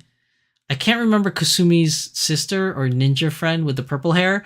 I like that character. I used to use her all the time, and for whatever reason, I can't remember the character's name. But Kasumi was really popular. And Helena. Helena could be a good doll. Helena would be a great doll. Jay Louisa says, yeah, the PlayStation remake you can. It's expensive to get because the company is no more. Oh, that kind of sucks. Yoshi Plays Kasumi, Marie Rose, and Hitomi are my favorite. Hitomi! That's the name, right? Hitomi? No, it's not Hitomi. Hitomi was another character. Hitomi had the brown hair. I know who you're talking about. Who was the purple hair girl? I can't remember her name. I used to play her a lot. But yeah, there's a lot of characters from Dead or Alive that could be a doll. And like I said, they've had video game characters before. Like Mai Shiranui is a fighting game video game character. So fighting games can make their way back into the doll community. You know, Mai Shiranui was there. Let's see. So going back to Soul Calibur. So you have Ivy, Sophitia, but then you also have Songmina. Songmina is another one that could turn out to be a really cool doll. And her outfit looks like it's pretty easy to make, pretty simplistic. If she comes with her I don't even know what you call it, her halberd, I think it's called. If she comes with her halberd, that would be awesome too. But I think Songmina would be a character. And I don't usually talk too much about boy characters, but Mitsurugi. Mitsurugi would be an awesome doll from there. Now, again, he's a muscular character. He's not widely muscular like Ryu, but he has some muscular things to him. So it might be more feasible to add a couple bumps on the arms and on the chest for a male doll, more so than like giant muscles. But you know, we still don't have any like really muscular male representations in vinyl dolls. But if they were to make a male vinyl doll of Mitsurugi, I would buy that. That would be one of the first male dolls I'd buy, because Mitsurugi is really cool. Ayane, thank you, Yoshi Plays. Ayane is her name. She was my favorite character. I used to play her all the time. Loved Ayane. Cool character. But that's it. That really brings up the end of my list. That brings up the end of my list, guys. So it brings me to the last part, which is the anime corner, which we'll skip for now. But that's everything. I mean, do you guys have any more any more ideas for video game characters? Because that's my own personal biased list of video game representation that I think could happen, or things that I want to happen rather. But I think I said some pretty solid choices.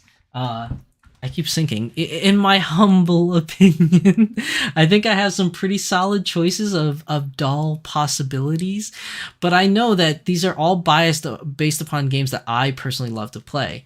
But any other games that you want to see characters represented, I would love to discuss that with you guys, as I have been. So Yoshi Plays says Dead or Alive. We've heard Detective Conan. We've heard Eternal Blue. We've heard, what other ones? Mortal Kombat we've heard. Who else have we've heard and talked about? Any other ones? Disgaea, Tales series, Xenoblade series, other Final Fantasy series like 12, 13, and 15. Any other games that was mentioned? I think that was it that you guys have talked about. Other characters in Persona. But anyone else have any, before I wrap up today's episode, anyone else have any characters that they would love to see from video games make an appearance in doll representation? Any takers? I'll give it a couple seconds, maybe a minute or two, because I know that chat is delayed a little bit. So, and I'll give you guys time to think about it while I drink my tea.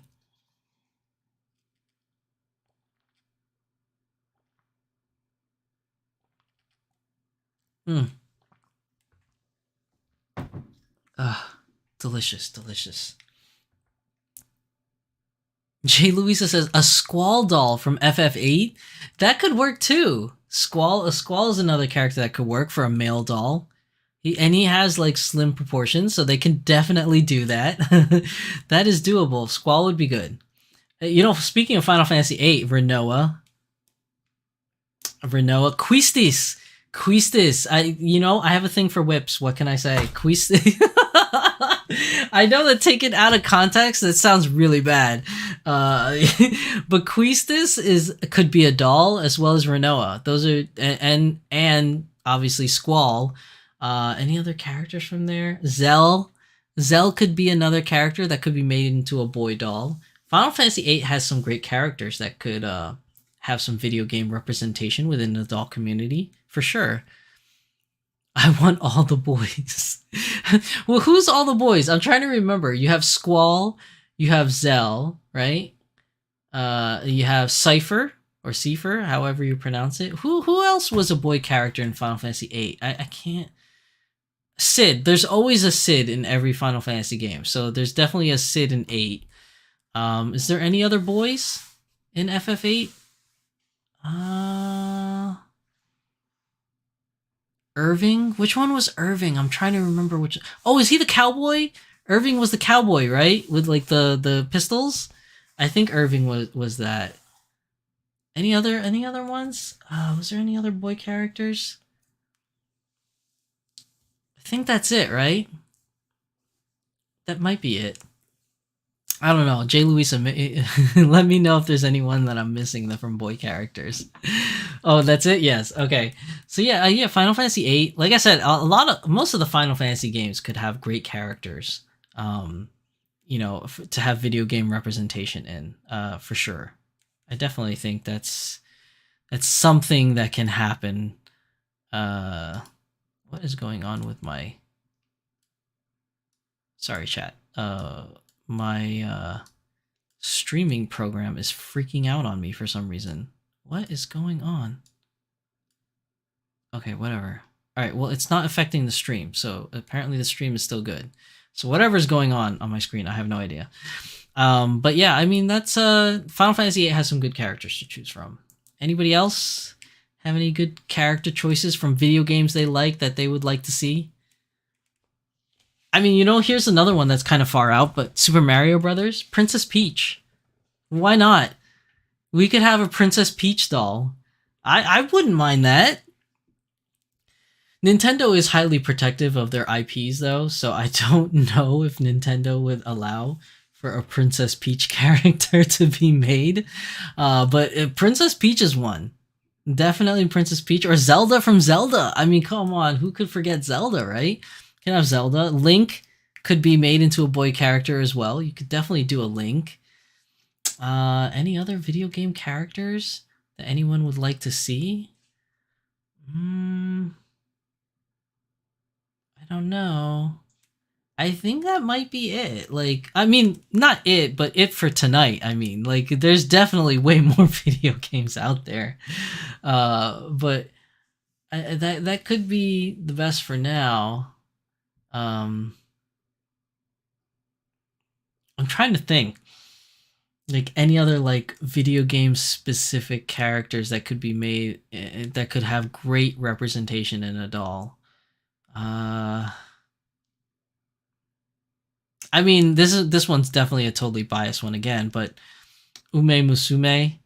So if those of you that are not familiar with Ume Musume, it is a Japanese mobile game and it is an anime game about horse racing. but but it's a horse racing where the girls are horses that run around a track. So essentially what it is a track and field anime with girls that kind of have horse-like features.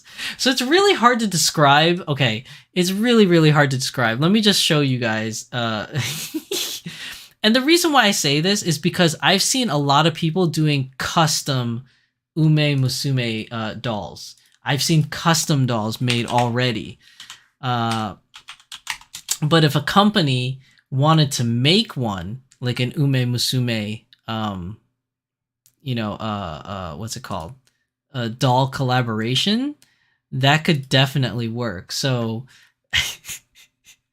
okay, so bear with me, guys. So this is the show.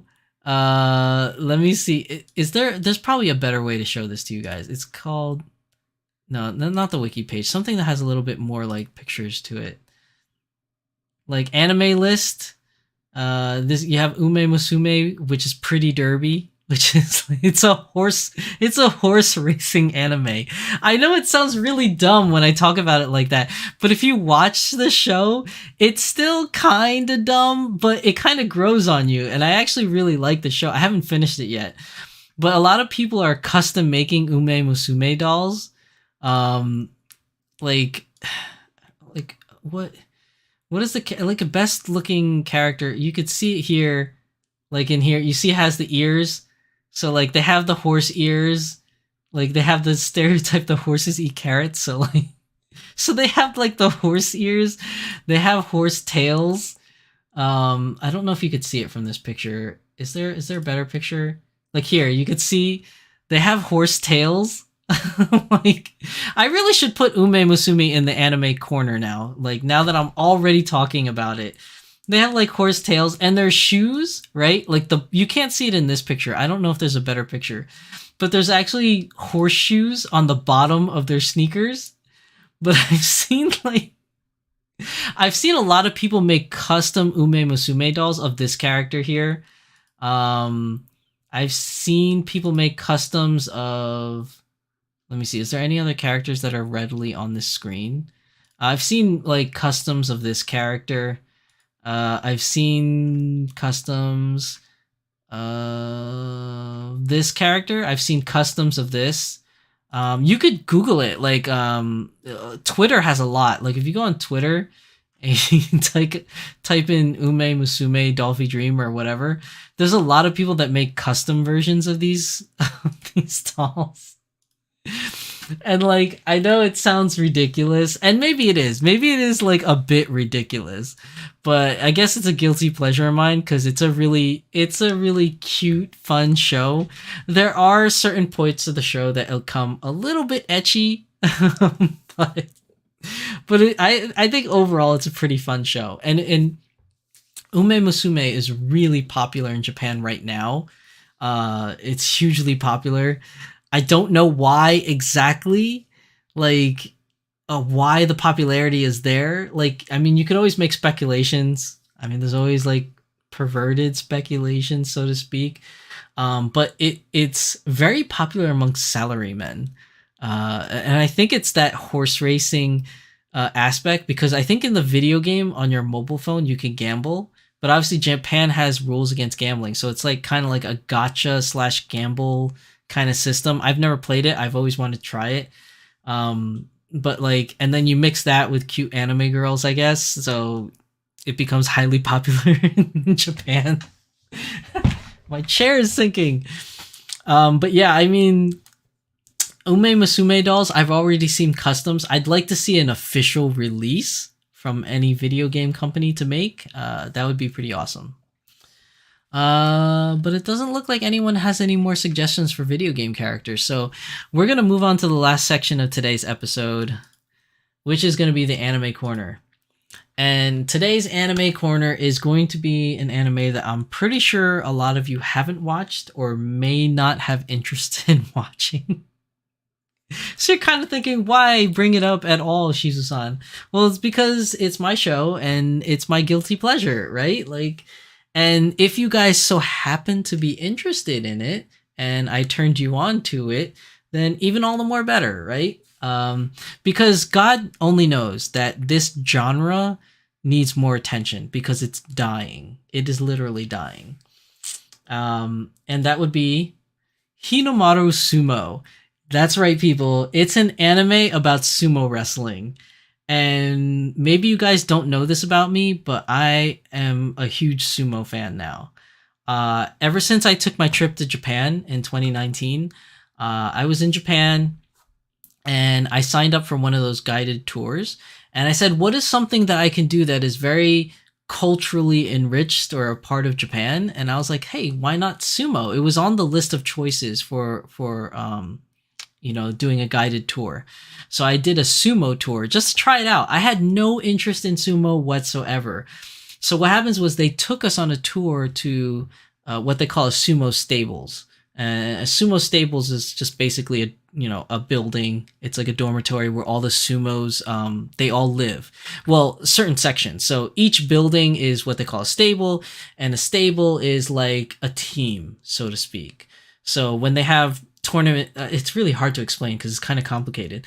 So when they have tournaments or matches, like you could have several sumos coming from one stable, and then in a tournament they fight other sumos from other stables, kind of thing. So it's like you're saying the New York team versus the New Jersey team or something like that, or it's like saying like the Tokyo Giants versus the Osaka Oryx Blue, or the Swallows or the Saitama Lions. It's like that. Like, so you have different stables, right?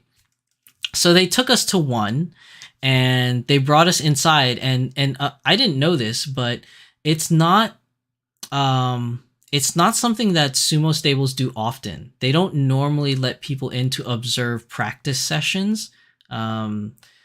I think for various different reasons. They don't want people other teams spying on them, or it's highly ritualized, or you could come up with a lot of different excuses of why they don't. I don't know the real reason, but they don't often do it. So it's kind of rare if you have an opportunity to observe practice sessions. So this guided tour, which was, they only had I think 2 sessions available within the month that I was there. So I luckily was able to nab one. And it was basically you sit there and it kind of sucked because they have you kneeling in seiza on a little cushion on a wooden platform. And you basically do that for 3 hours. I think it was 3 hours total. And oh my God, was it killer. Everybody that was there with me kept changing from kneeling to sitting to laying back to almost half lying down because it's very uncomfortable to be kneeling for 3 hours. But basically you're there and you get to watch them train live. And there's so much that goes into their training and it was really cool to observe.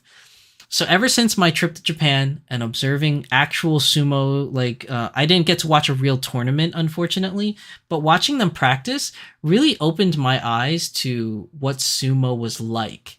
And I grew a really fond appreciation for the sport. And ever since then, my trip to Japan, I've been watching sumo every tournament since 2019. I've been watching all the bashos.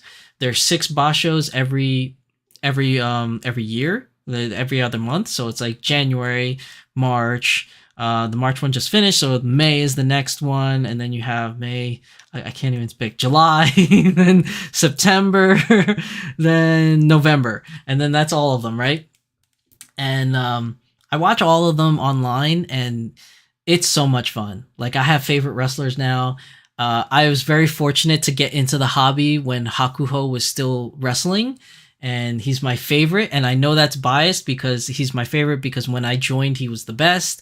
And being able to watch somebody that is widely regarded as one of the best ever to do sumo was very cool.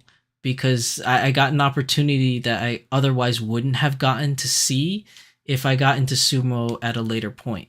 Now there are other sumo wrestlers that were hugely popular, like Chiono Fuji, and like Akemono and things like that, which came before I got into sumo. But being able to watch one of the best, which was Hakuho, who has one of the most records in sumo history for the most wins, the most this, the most that, the longest sumo wrestling yokozuna. Like, it was just great watching him. But anyways, I'm getting on too far of a tangent.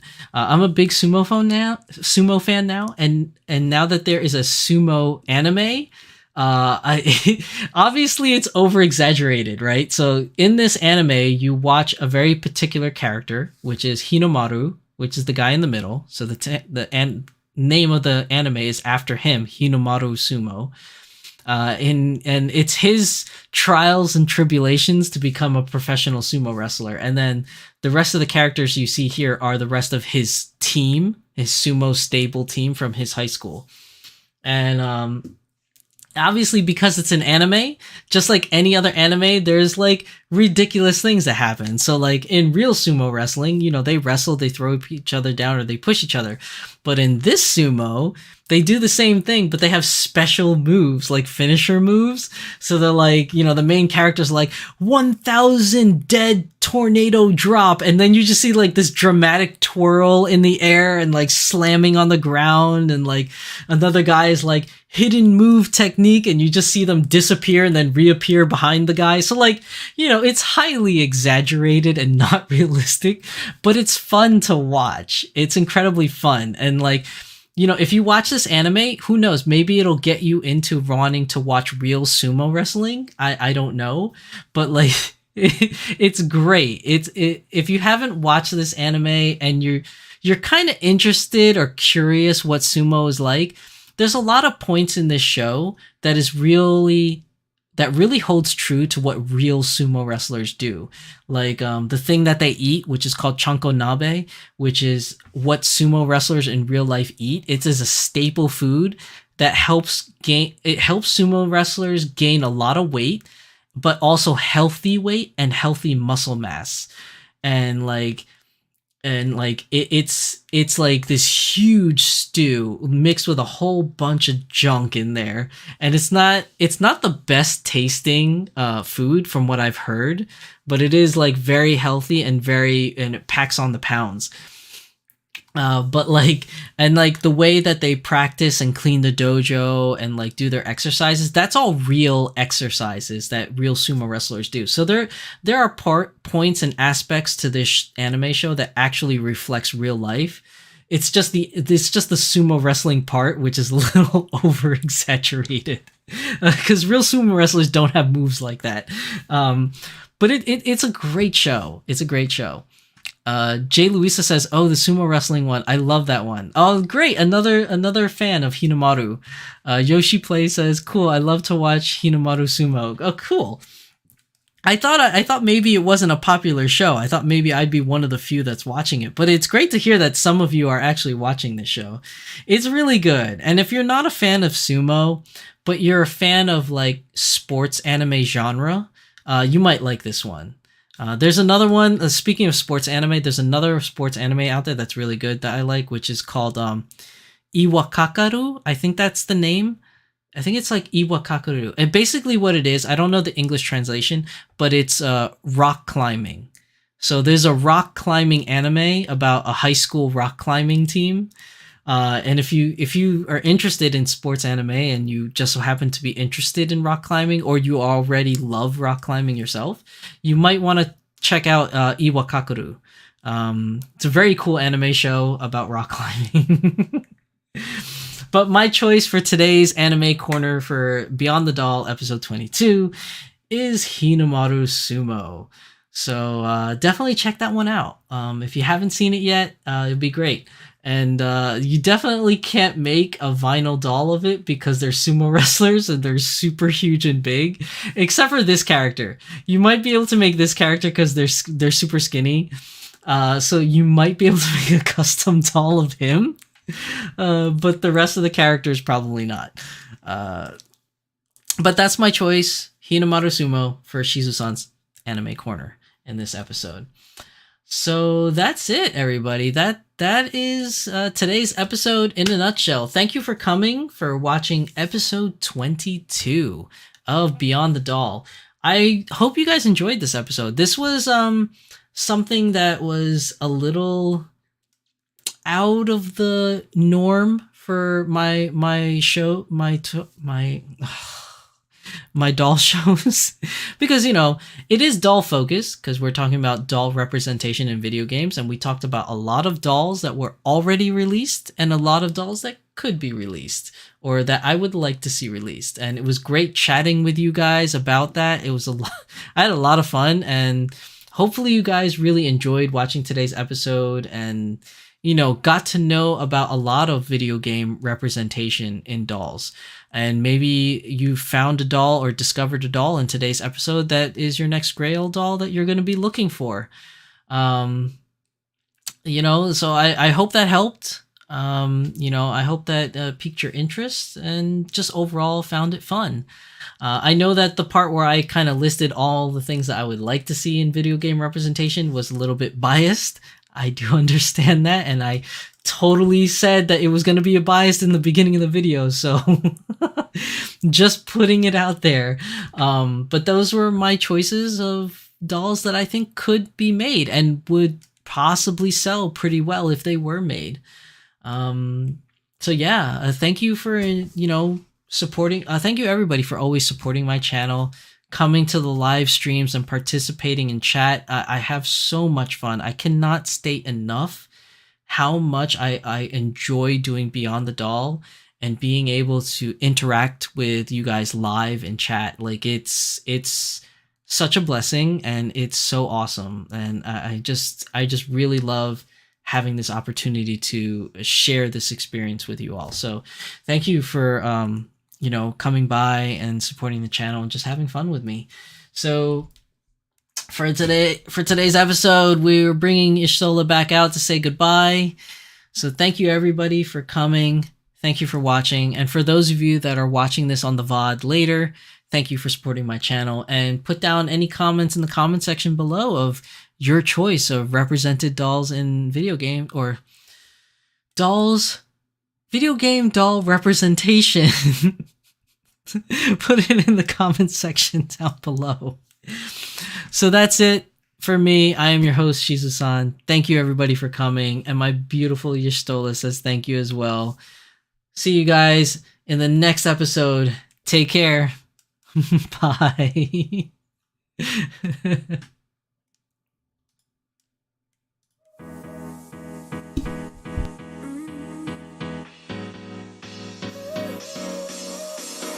Work is almost over, summer's getting closer.